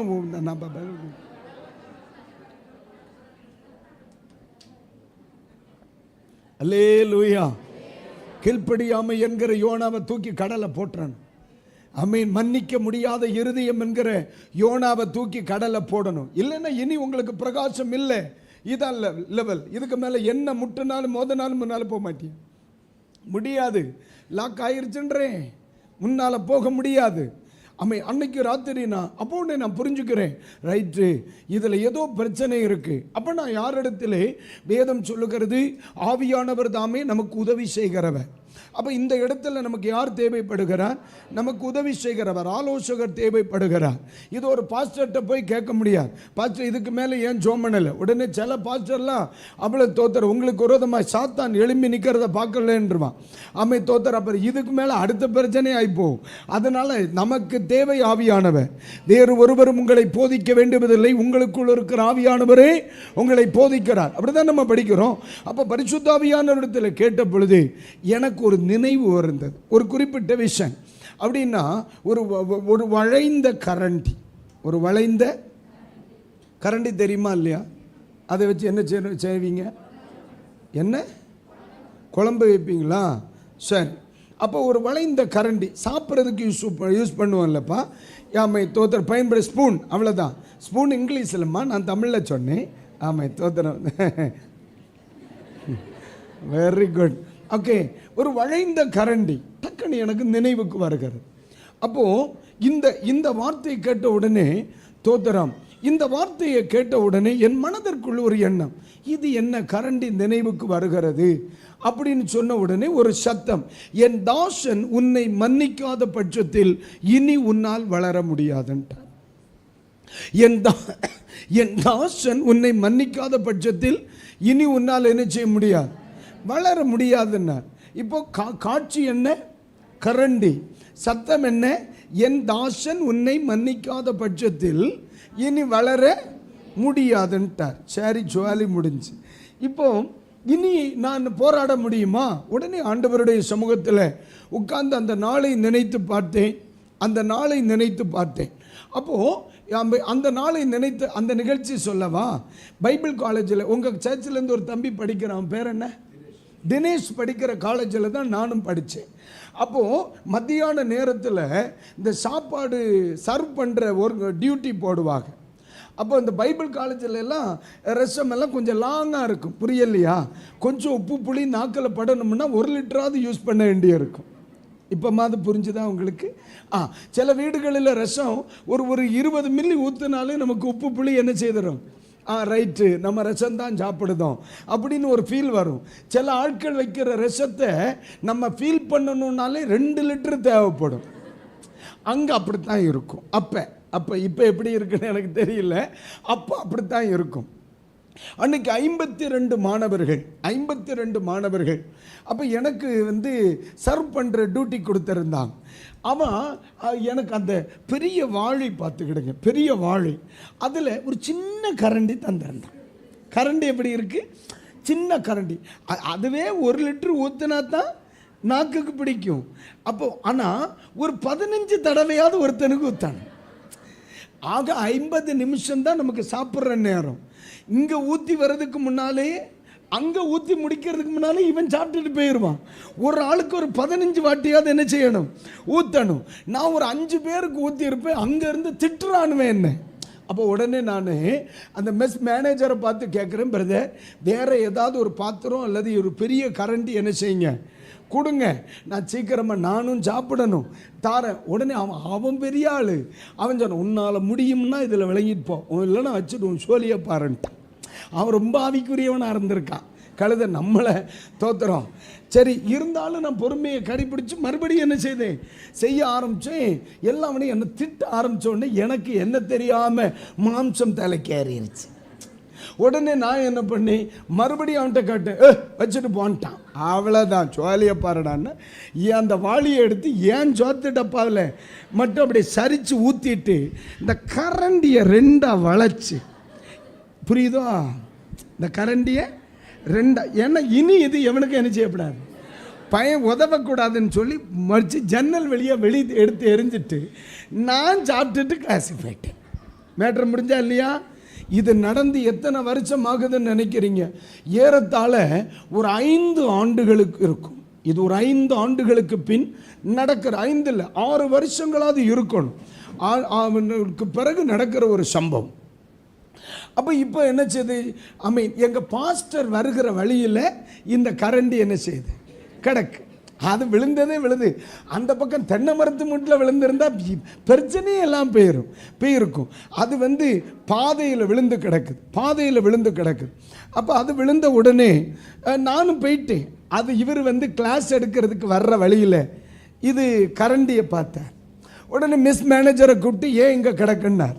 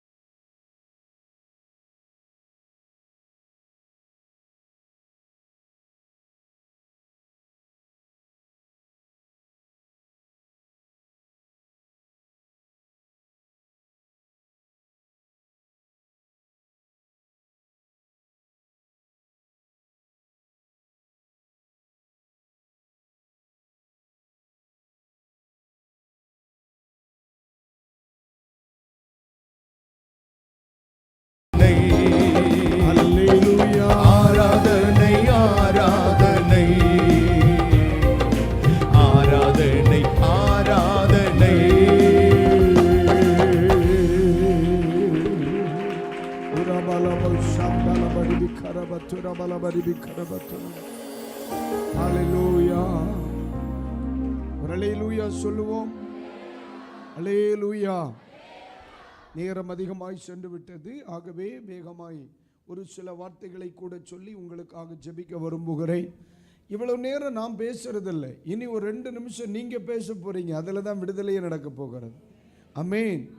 பாருங்க, அந்த நாளில் அதுக்கு பிறகு நாங்கள் வருடங்கள் போயிட்டு நாங்கள் ரொம்ப பழக்கத்தில் இருந்தோம், அன்பிலே இருந்தோம். ஆமென். அவரும் அதை மறந்து விட்டார், நானும் அதை மறந்து விட்டேன். ஆனால் அன்றைக்கு ராத்திரி பரிசுத்த ஆவியானவர் எனக்கு சொன்ன ஒரு வார்த்தை, என் தாசன் உன்னை மன்னியாத பட்சத்தில் இனி நீ வளர முடியாது. இப்போ அவரும் மறந்துட்டார், நானும் மறந்துட்டேன். நாங்கள் 2 பேரும் அதற்கு பின்பு இணைந்து எவ்வளவோ ஊழியங்களை செய்திருக்கோம். அன்றைக்கும் நாங்கள் இருவரும் அன்புக்குரியவர்கள், இன்றைக்கும் அன்புக்குரியவர்கள். நான் சொல்லுகிறது புரிகிறதா? ஆனால் அவரதை மறந்து விட்டார், நானும் மறந்து விட்டேன். யார் மறக்கவில்லை? கர்த்தர் மறக்கலை. கர்த்தர் மறக்கலை. 50 மாணவர்களுக்கு மேல் மற்றவர்களுக்கு முன்னே நான் அவமானப்படுத்தினதை கர்த்தர் மறக்கலை. ஆனால் அவர் மறந்துட்டார். அவருக்கு மேட்டர் முடிஞ்சு போச்சு. அவருக்கு எங்களுக்கு எந்த பிரச்சனையும் இல்லை. ஆனால் என்னுடைய மன்னியாத சுபாவம், என்னுடைய வெறுப்பை கொண்டு வருகிற சுபாவம், மன்னிக்க முடியாத என்னுடைய சுபாவம், அன்பற்ற என் சுபாவம், ஆமென் தோத்தர், எங்கள் 2 பேருக்குள்ள எந்த பிரச்சனையும் இல்லை. என்னுடைய ஆவிக்குரிய வாழ்க்கையில் வளர முடியாதபடி எனக்கு அது தடையா நின்றுட்டு இருக்கு. புரியுதா உங்களுக்கு? இந்த மாதிரி பார்த்தா எத்தனை பேருடைய வாழ்க்கையில் ஆத்மீக தடைகளை நம்ம பார்த்துருப்போம். அப்போ நான் ஆண்டவரிடத்தில் சொன்னேன், ஆண்டவரே என்னை மன்னியும். ஏன்னா பல வருஷங்கள் கழிச்சல கர்த்தர் நினைவுபடுத்துகிறார், என்னை மன்னிய ஆண்டவரே, நான் விட்டுறேன். என்னை மன்னிய ஆண்டவரே, நான் போய் மன்னிப்பு கேட்குறேன். இன்னைக்கு வேலை அதை தான், எனக்கு கிருபை தாரும். நான் ஊழியத்தில் வளரணும், நான் அபிஷேகத்தில் வளரணும், நான் பிரகாசிக்கணும் ஆண்டவரே. என்னுடைய வாழ்க்கைக்கு ஒரு எதிர்காலம் வேணும், எனக்கு கிருபை தாங்க என்று சொல்லி ஆண்டவரை கெட்டியாய் பிடித்து கொண்டேன். ஆண்டவர் கிருபை பாராட்டினார். நான் மன்னிப்பு கேட்பேன் ஆண்டவரே, வேலை அதுதான் அப்படின்னு சொல்லி நான் ஆண்டவரிடத்தில் அந்த அதிகாலை பொழுதுல ஆமென் தோத்திரம் ஜெபித்த பொழுது ஆண்டவர் அந்த இடத்துல ஒரு தேவ பிரசன்னம் வெளிப்பட்டுச்சு பாருங்க. என்னுடைய முழங்கால் கிழிஞ்சு நான் இருந்த இடமெல்லாம் ரத்தம். அந்த அளவிற்கு தேவன் என்னை அபிஷேகம் பண்ணினார். அவ்வளோ ரத்தம். அதுக்கு பிறகு நான் மன்னிப்பு கேட்பேன் ஆண்டவரே, நான் மன்னிப்பு கேட்பேன் ஆண்டவரே. இனி யாரையும் மன வருத்தப்படுகிற அளவிற்கு நான் பேச நிற்க மாட்டேன். நான் மன்னிப்பு கேட்பேன் ஆண்டவரே. என்னுடைய வார்த்தை இனி மற்றவர்களை வருத்தப்படுத்தாது, எனக்கு உதவி செய்யுங்கன்னு சொல்லி தேவ சமூகத்தில் அமர்ந்து ஒப்புரவான பொழுது ஆண்டவர் என் மேலே ஒரு தேவ மகிமையை விளங்க பண்ணினார். நான் சொன்னேன் இல்லையா, அமைத்தோத்தர் லுங்கி தான் கட்டியிருந்தேன். ஆனால் அந்த இடம் முழுவதும் என் முழங்கால் 2 பிஞ்சு ரத்தம் சொட்டுக்கிற அந்த இடமெல்லாம் காலையில் பார்த்தீங்கன்னா அன்னைக்கெல்லாம் சாணான் முழுகின, அது என்ன சொல்லுவீங்க நீங்கள்? சாணான் தானே, முழுகின ஒரு தரை. அன்னைக்கு நம்ம ஆலயம் கிராமத்தில் அந்த இடமெல்லாம் ரத்தத்தினால் நிறைந்திருந்தது. அந்த அளவிற்கு கர்த்தரனை அபிஷேகம் பண்ணினார். நான் என்ன செய்தேன் தெரியுமா? 4 மணிக்கு ஆலயத்தை விட்டு நேர வீட்டுக்கு வந்தேன். குளிச்சு ட்ரெஸ் பண்ணேன். நடக்க முடியாது, முட்டியெல்லாம் அவ்வளோ வலி. கரெக்டாக 4:30 மணி கழிஞ்சு 4:45 மணிக்கெல்லாம் எனக்கு 5 மணிக்கு மேலே சர்ச்சில் ஜெபம் இருக்கும். நான் அதுக்கு திரும்பி வரணும். காலையில் போய் அவர் வீட்டுக்கு காலிங் பெல்லை நான் அடித்தேன். அவர் எழும்பி வர்றார். என்ன அப்படின்ட்டு, பாஸ்டர் ஒரு வாட்டி கதவை தரீங்க, உங்கள்கிட்ட பேசணும். கதவை திறந்தவுடன் நான் அவர்கிட்ட சொன்னேன், என்னை மன்னிச்சிருங்க பாஸ்டர், என்னை மன்னிச்சிருங்க. இத்தனை வருடங்களுக்கு முன்னாடி நான் உங்கள்கிட்ட இப்படி ஒரு காரியத்தை சொன்னேன். ஏய் அதெல்லாம் நமக்கு மறந்தே போச்சடான்னா. நீங்கள் மறந்துட்டீங்க, ஆண்டவர் மறக்கலை. ஆண்டவர் மறக்கலை. ஆண்டவர் மறக்கலை. ஆண்டவர் மறக்கலை. ஆண்டவர் மறக்கலை. ஆண்டவர் மறக்கலை. ஒரு ஆமென் சொல்லுங்க. அல்லேலூயா. நான் சொல்லுது புரியுதாங்களே? அப்போ இப்போ ஒரு வார்த்தை அதோடு கூட இணைந்து இன்னொரு வார்த்தையை சொல்கிறேன். சொல்லி நான் ஜெபம் பண்ணுறேன் பாருங்க. ஆண்டவர் கிருபை தருவாராக. எரேமியாவின் புஸ்தகம் 20ஆம் அதிகாரத்தை எடுங்கள். 20ஆம் அதிகாரத்தை எடுங்க. அதனுடைய 11ஆம் வாக்கியம். கர்த்தரோ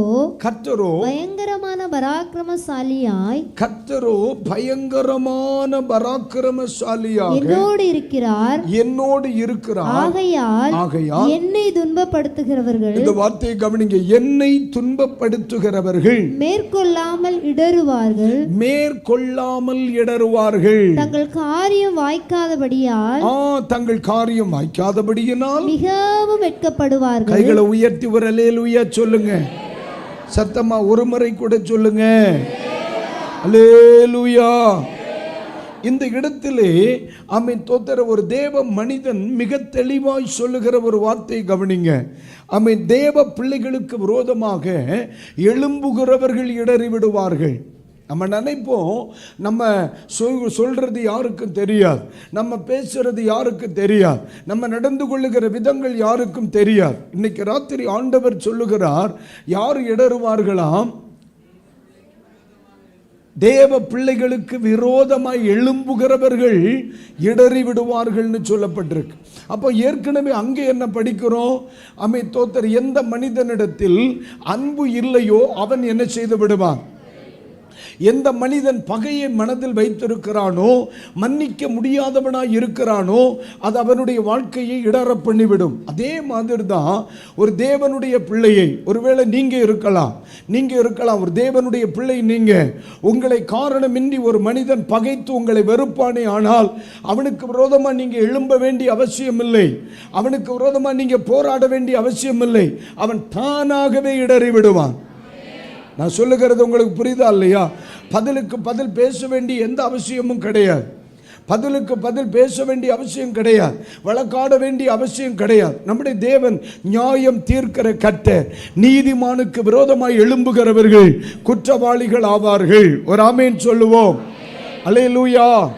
என்னால் நேசிக்க முடியவில்லை, நான் இன்னும் பகைத்து கொண்டிருக்கிறேன், ஆனால் அது என் இடறுதலுக்கு ஏதுவாய் மாறும்.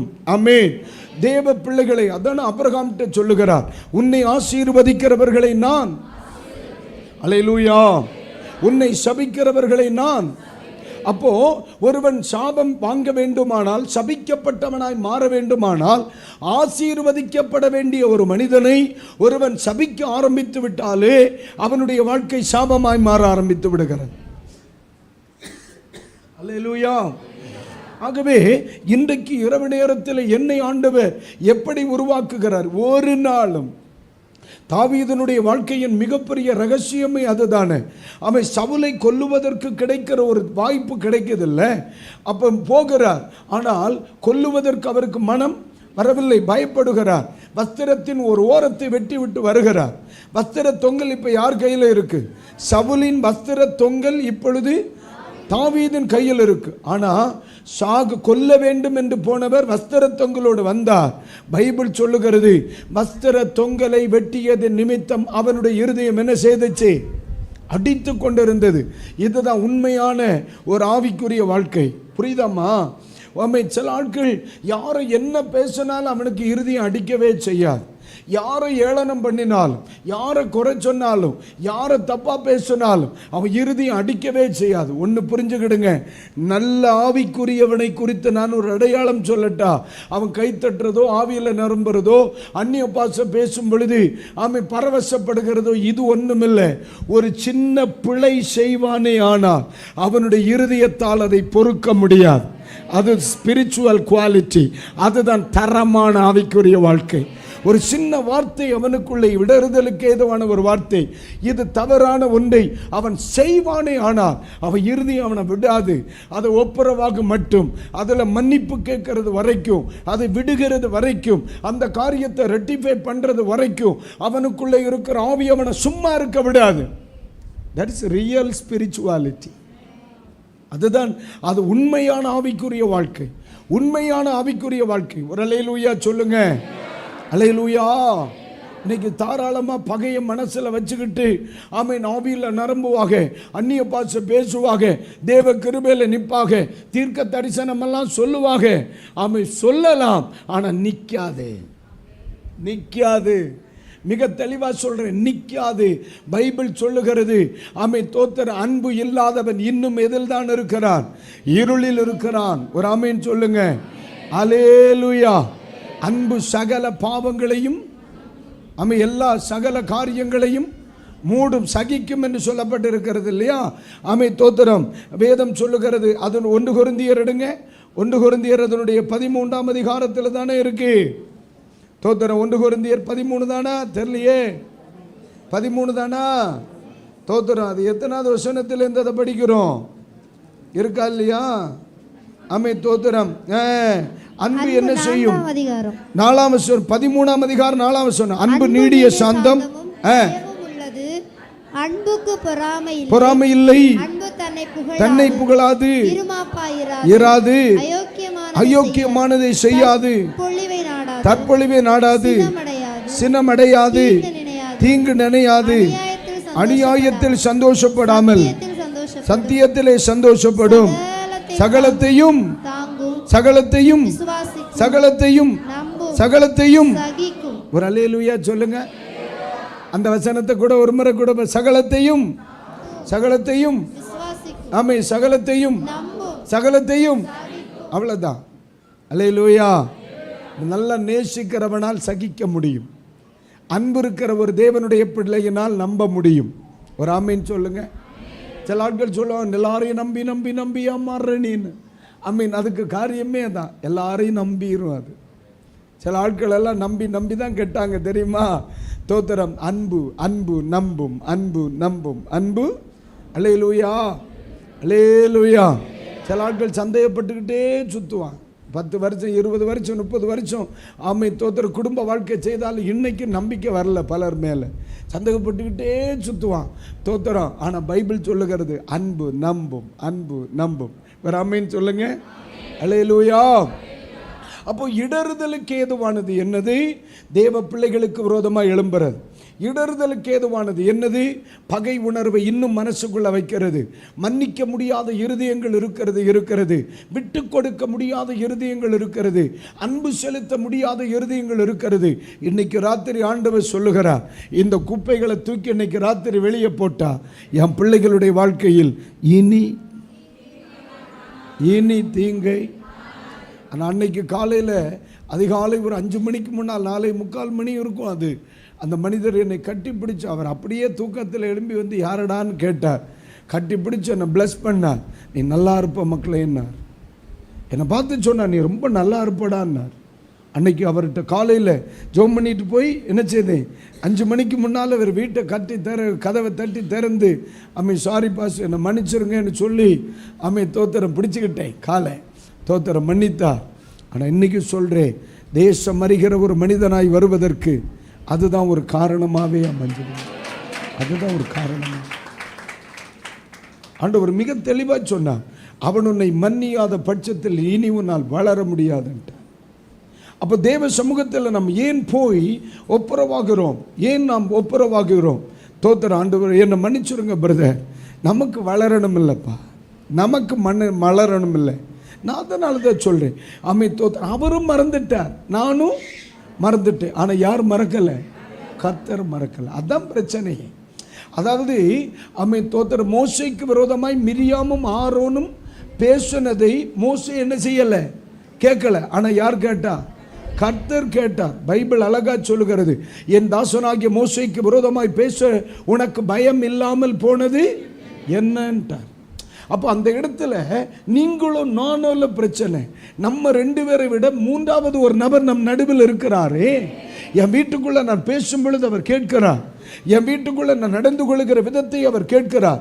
என் சிந்தனைகளை அவர் கேட்கிறார். இன்னைக்கு ராத்திரி வேளை தெளிவா சொல்றேன், நீங்கள் அறியாத ஒருவர் உங்கள் வீட்டில் உலாவுகிறார்.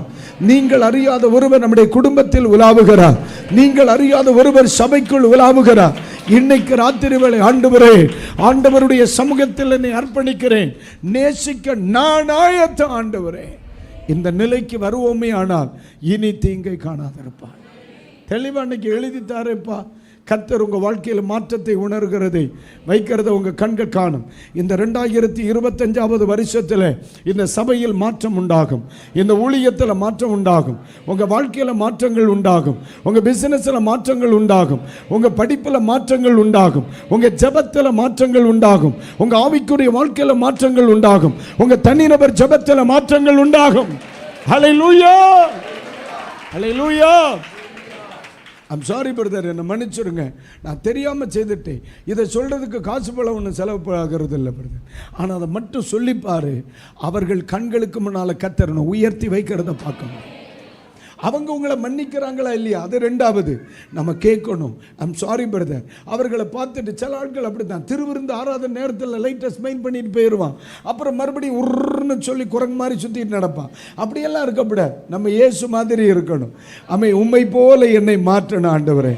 கிருபை கிருபை கிருபை கிருபை கிருபை கிருபை கிருபை. அல்லேலூயா அல்லேலூயா அல்லேலூயா. ஆமென். இயேசு நல்லவர் தானே?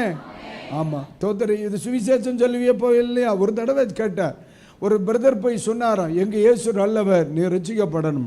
உடனே அவர் கேட்ட, இயேசு நல்லவர்னு எனக்கு தெரியும், நீ நல்லவனா? இல்லைன்னு, இயேசு நல்லவர்னு எனக்கு தெரியும். கடலூருக்கு கன்வென்ஷனுக்கு போயிருக்கேன். வியாழக்கிழமை ராத்திரி வெள்ளிக்கிழமை ராத்திரி 2 நாள் பேசியாச்சு. சனிக்கிழமை சாயந்தரத்தில் ஒரு 4 மணிக்கு டீ குடிக்கிற நேரத்தில் பக்கத்தில் 2 ஒரு அடகு கடை நடத்துகிற, அடகு கடைன்னா ஃபைனான்ஸ் இல்லை, அந்த என்ன சொல்லுவீங்க, அடகு பிடிப்போர் சேட்டு ஒருத்தர் இருக்கிறார். உண்மையில் அவர் ராஜஸ்தான்காரர் தான். அவர் சேட்டு ஒருத்தர் கடை, அப்புறம் பக்கத்தில் ஒரு மெடிக்கல். இவங்க 2 பேருமே இயேசுவை அறியாத நண்பர்கள். இவங்க 2 பேரும் 2 நாளாக நான் காமெடியாக பேசுகிறத கேட்டுக்கிட்டு எப்படியாவது இந்த ஃபாதரை பார்த்துடணும்னு சொல்லி 4 மணிக்கு டைம் கொடுத்துருக்கேன். இவங்க 4 மணிக்கு வந்து என் ரூமில் உட்காந்துருக்கிறான். அப்போ அந்த சர்ச்சில் ஒருத்தன் எனக்கு டீ காஃபி கொண்டு வரான். எதுக்கு? எனக்கும் அவங்களுக்கும். இவன் டீ காப்பி வச்சுட்டு என் காற்றுல சொல்கிறான், பாஸ்டர் இவங்க 2 பேரும் மகா கள்ளவாளி பயிலுக, விட்டுறாதீங்க, எப்படியாவது சத்தியத்தை சொல்லிடுங்க. இவனுங்களை வந்து எவ்வளவோ சுவிசேஷம் சொல்லுதே, இவங்க கேட்கவே இல்லைன்ட்டான். உடனே அதில் இருந்தாம்ல மெடிக்கல் போட்டிருந்தவன், அவன் சொல்ல, நீ பேசாத, உனக்கு பேசுறதுக்கு யோக்கியமே கிடையாது, நீ பேசாத அப்படின்னு சொல்லி அவங்க 2 பேரும் இவனை மறுக்கிறாங்க. அப்போ நான் நினச்சேன் இவங்களுக்கு ஏதோ முன்விரோதம் இருக்கு போல அப்படின்னு சொல்லிட்டு நான் உடனே கேட்டேன், என்னடா பிரச்சனை உங்களுக்குள்ளேன்னு. பாஸ்டர் தோத்தர் 4 வருஷத்துக்கு முன்னால் இவன்கிட்ட ஒரு கேள்வி கேட்டேன், இவன் இது வரைக்கும் பதில், யாரு டீ கொண்டு வந்தவன்ட்ட அவங்க 2 பேர் கேட்டிருக்காங்க. என்னடா கேட்டீங்க? 4 வருஷத்துக்கு முன்னே என்கிட்ட வந்து சொன்னான், ஃபாதர் தோத்தர் எங்கள் இயேசு ரொம்ப நல்லவர், நீ ஏற்றுக்கொள்ளணும், இயேசு உன்னை நேசிக்கிறார். உடனே நான் கேட்டேன், தோத்தர் இயேசு நல்லவர்னு எனக்கு தெரியும், நீ நல்லவனான்னு கேட்டேன். 4 வருஷமாச்சு, இன்னும் அவன் என்ன செய்யலை, பதில் சொல்ல. நீ என்னைக்கு பதில் சொல்லுவேன், எனக்கு சொல்லுன்ட்டான். அதை யோசிச்சு பார்த்தேன் நான். ஆமென். அது உண்மைதான். நான் கேட்ட கேள்வி கிறிஸ்துவை அல்ல, கிறிஸ்துவை நம்மில் உலகம் எதிர்பார்க்கிறது. நம்ம இந்த வேதத்தை கையில் எடுத்தோம் ஆண்டவரை போல் வாழ்வதற்கு. ஒன்றும் கெட்டு போகலை, கர்த்தர் நம்மை நடத்துகிறதை பார்ப்பீர்கள். இன்னைக்கு ராத்திரி தெளிவாக சொல்கிறேன், ஆண்டவரே உம்மை போல என்னை மாற்றும் நல்ல ஒரு இருதயம். வேதம் சொல்லுகிறது, நொறுங்குண்டதுமான ஆவியை கர்த்தர் புறக்கணிக்கிறவர் அல்ல. மனதார எல்லாரையும் நேசிக்க பழகுங்க. உங்கள்கிட்ட கிருபை வெளிப்படுகிறத நீங்கள் பார்க்க முடியும். நாளை காலை முதல் வித்தியாசமான ஒரு கோணத்திலே பரிசுத்த ஆவியானவர் நம்மை நடத்துவார். நேற்று உங்களுக்கு சொன்ன ஒரு காரியம், கீழ்ப்படுகிறதற்கு தடையாக இருக்கிற கீழ்ப்படியாமை என்ற இருதயம் வரவே கூடாது. அந்த விஷயத்தில் கவனமாக இருக்கணும். ஒரு நாளும் நாம் பகையாளிகளாய் வாழவே கூடாது. ஆமென். அப்புறமாக முடியுமா இல்லையா? முடியுமா இல்லையா?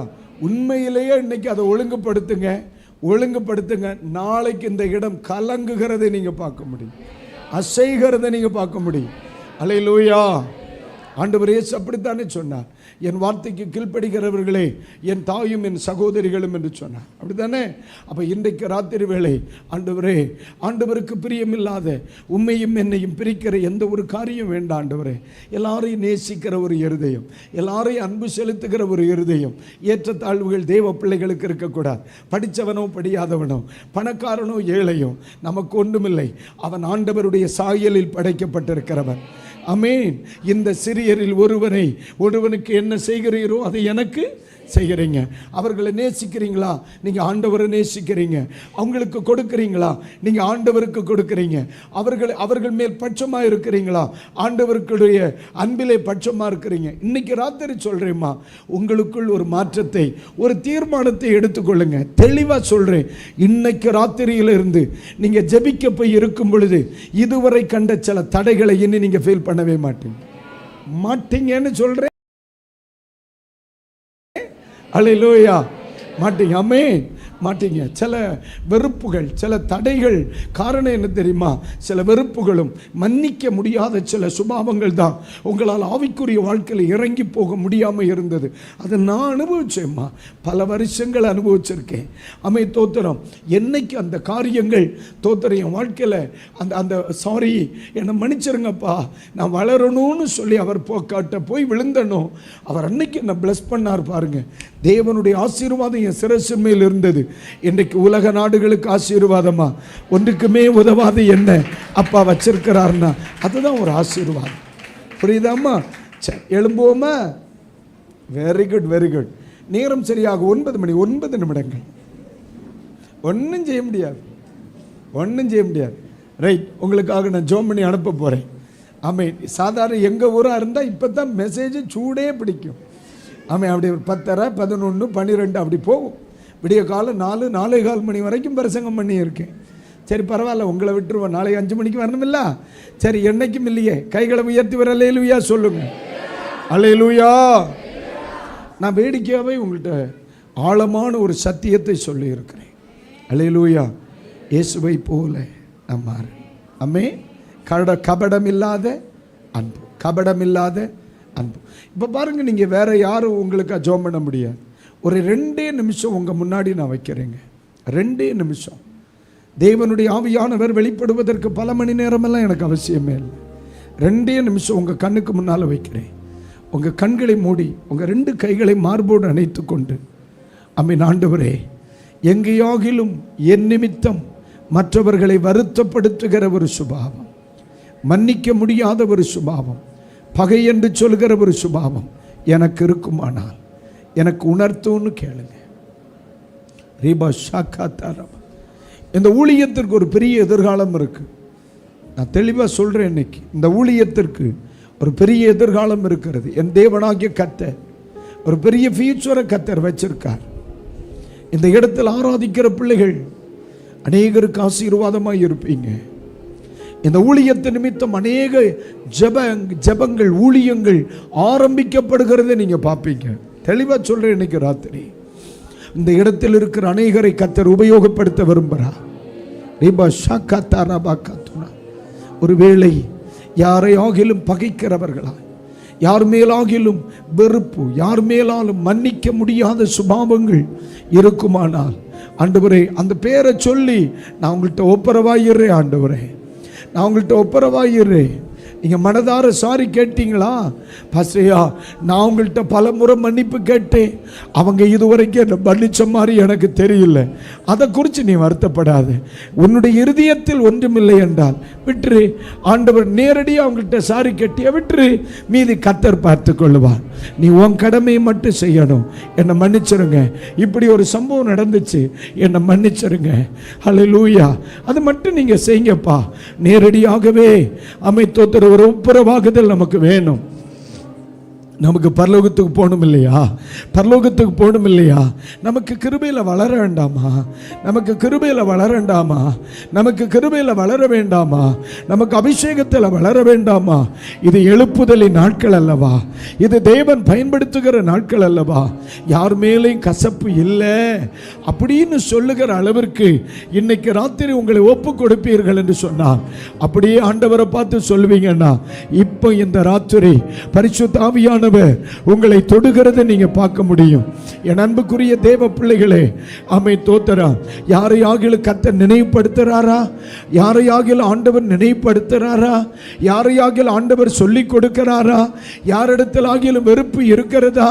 இயேசுவின் நாமத்தினாலே அவர்களிடத்தில் நான் சாரி கேட்டுறேன்னு சொல்லி, பரவாயில்லம்மா, தோத்தர பேசினா பேசிட்டு போறா.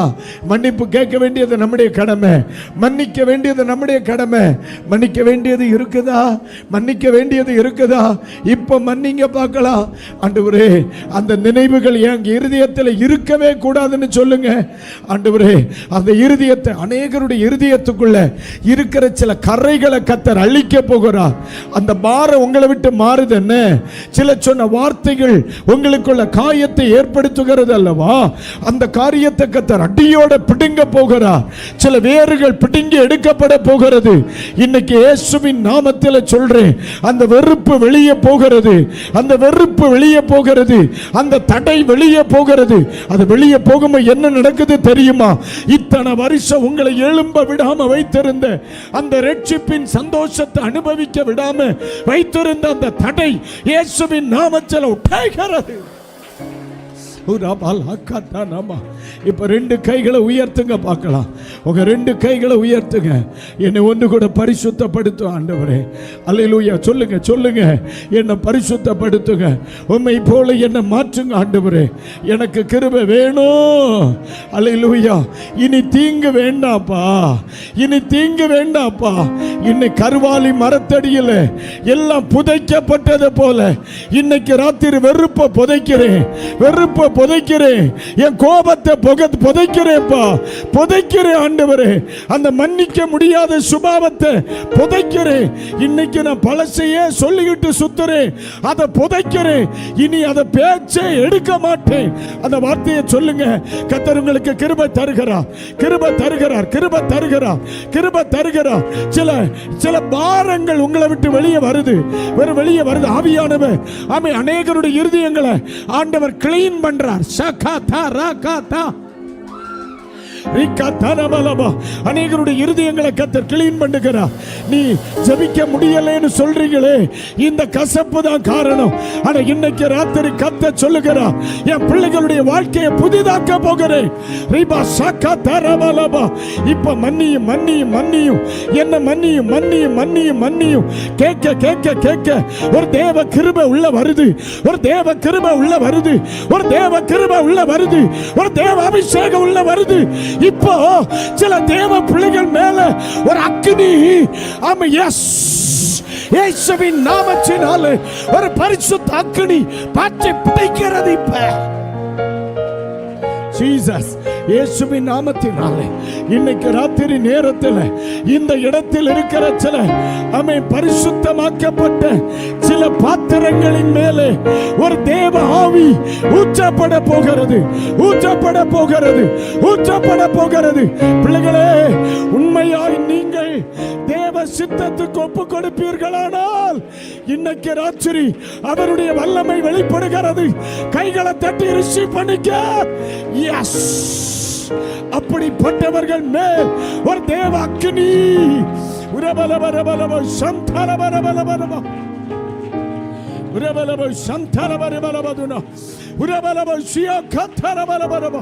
ஒரு புதிய அனுபவத்திற்கு நேரா, ஒரு புதிய அபிஷேகத்துக்கு நேரா, ஒரு புதிய கிருபைக்கு நேரா என் தேவனை நடத்த போகிறார்.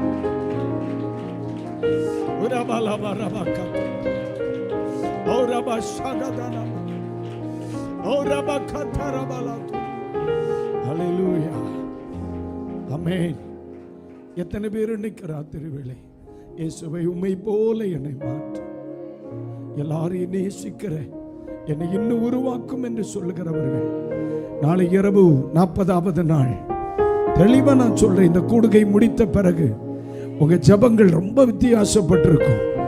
நீங்க தெருவில் ஜெபிக்கும் பொழுது அற்புதங்கள் நடக்கிறத பார்ப்பீங்க.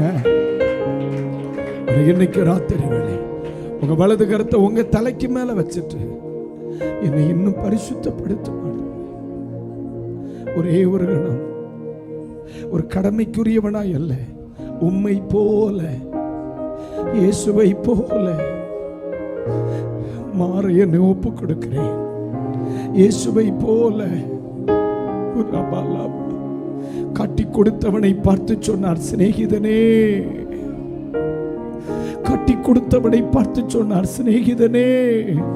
இப்ப சொல்லுங்க, இயேசுப்பா உம்மை போல, உம்மை போல. எத்தனை பேருடைய கண்கள் உடைகிறது, இருதயம் உடைகிறது, எத்தனை பேருடைய இருதயம் நொறுங்குது இன்னைக்கு. இதுதான் அதுக்கு அடையாளம். ஹல்லேலூயா. கண்கள் குலகமாக ஆரம்பிக்கும், கண்கள் குலமாக ஆரம்பிக்கும். உண்மையான மனம் திரும்புதல் கண்ணீரை வெளிப்படுத்துங்க, உண்மையான மனம் திரும்புதல் அழுகையை வெளிப்படுத்தும். ஹல்லேலூயா. என் எதிர்காலத்தை நான் இழக்க ஆயத்தம் இல்லை, என் எதிர்காலத்தை இழக்க நான் ஆயத்தம் இல்லை. இன்னைக்கு என்ன ஒன்று கூட பரிசுத்தப்படுத்தி இருங்கப்பா. எனக்கு கிருபை வேணும், எனக்கு கிருபை வேணும், எனக்கு இன்னும் பலன் வேணும், எனக்கு இன்னும் தேவ கிருபை வேணும். கண்ணீரோடு ஜெபிக்கிற இந்த பிள்ளைகளுக்காக இன்னைக்கு ராத்திரி உம்முடைய சமூகத்தில் வருகிறேன் ஆண்டவரே. அல்லேலூயா. எது தீங்குக்கு காரணம்? மன்னிக்க முடியாத இருதயம் தீமைக்கு காரணம் ஆண்டவரே. நேசிக்க முடியாத இருதயம் தீமைக்கு காரணம். ஆனா இன்றைக்கு ராத்திரியில் இயேசுவை உம்மை போல இவர்கள் மாறட்டா.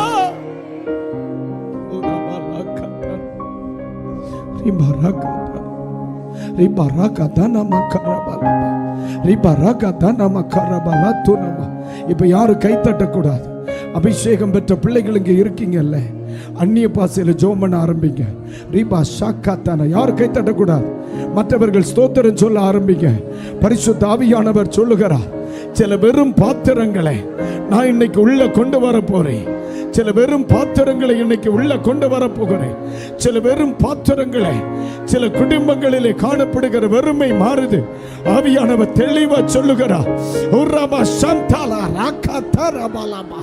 நீ இழந்து போன அந்த ரட்சிப்பின் சந்தோஷம் திரும்ப வருது. அந்த ஆவிக்குரிய சந்தோஷம் திரும்ப வருது. உடரபா தினிமி சந்தாலபா ரிபாலபா கத்துனா. Thank you Jesus, thank you Jesus, thank you Jesus, thank you Jesus, thank you Jesus. Rima shakatara balatuna. ரீபா ரகதனமா. வெறுப்பு உடையுது, வெறுப்பு உடையுது. ரொம்ப வருஷமா கத்த சொல்லுகிறார், உன்னை விட்டு பிரிந்து போனவர்கள் உன்னிடத்திலே வருகிறதை நீ காண்பாய். உன்னை சத்துருவாய் நினைத்தவர்கள் உன்னை நேசிக்கும்படி உனக்கு நான் கட்டளையிடுவேன். இந்த நிமிஷம் முதல் இந்த பிள்ளைகளின் மேல் ஒரு ஆவிக்குரிய மாற்றம் உண்டாவதாக. உம்முடைய கிருபைகளுக்காக நன்றி.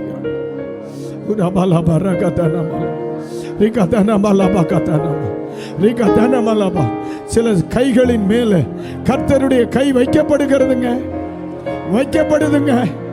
சிலருடைய சரீரம் முழுவதும் மனித வல்லமைக்கு அப்பாற்பட்ட ஒரு தேவ வல்லமையினால் இன்னைக்கு ராத்திரி நிரப்பப்படுகிறத பார்க்கிறேன். தேவனே, உம்முடைய மகத்தான கிருபைகளுக்காய் நன்றி. தேவ கிருபையில் பிள்ளைகளை உருவாக்குவீராக. உம்முடைய நாமம் மட்டும் மகிமைப்படட்டும். இப்ப எல்லாரும் ரெண்டு கைகளை உயர்த்தி, எனக்காக வாழாமல் உமக்காக வாழ்ந்திட, எனக்காக வாழாமல் உமக்காக வாழ்ந்திட, உருவாக்குமே என்னை, உருவாக்குமே, உருவாக்குமே என்னை, உருவாக்குமே என்னை. தருகிறேன், தருகிறேன், உம் கரத்தில் என்னை படைக்கிறேன்.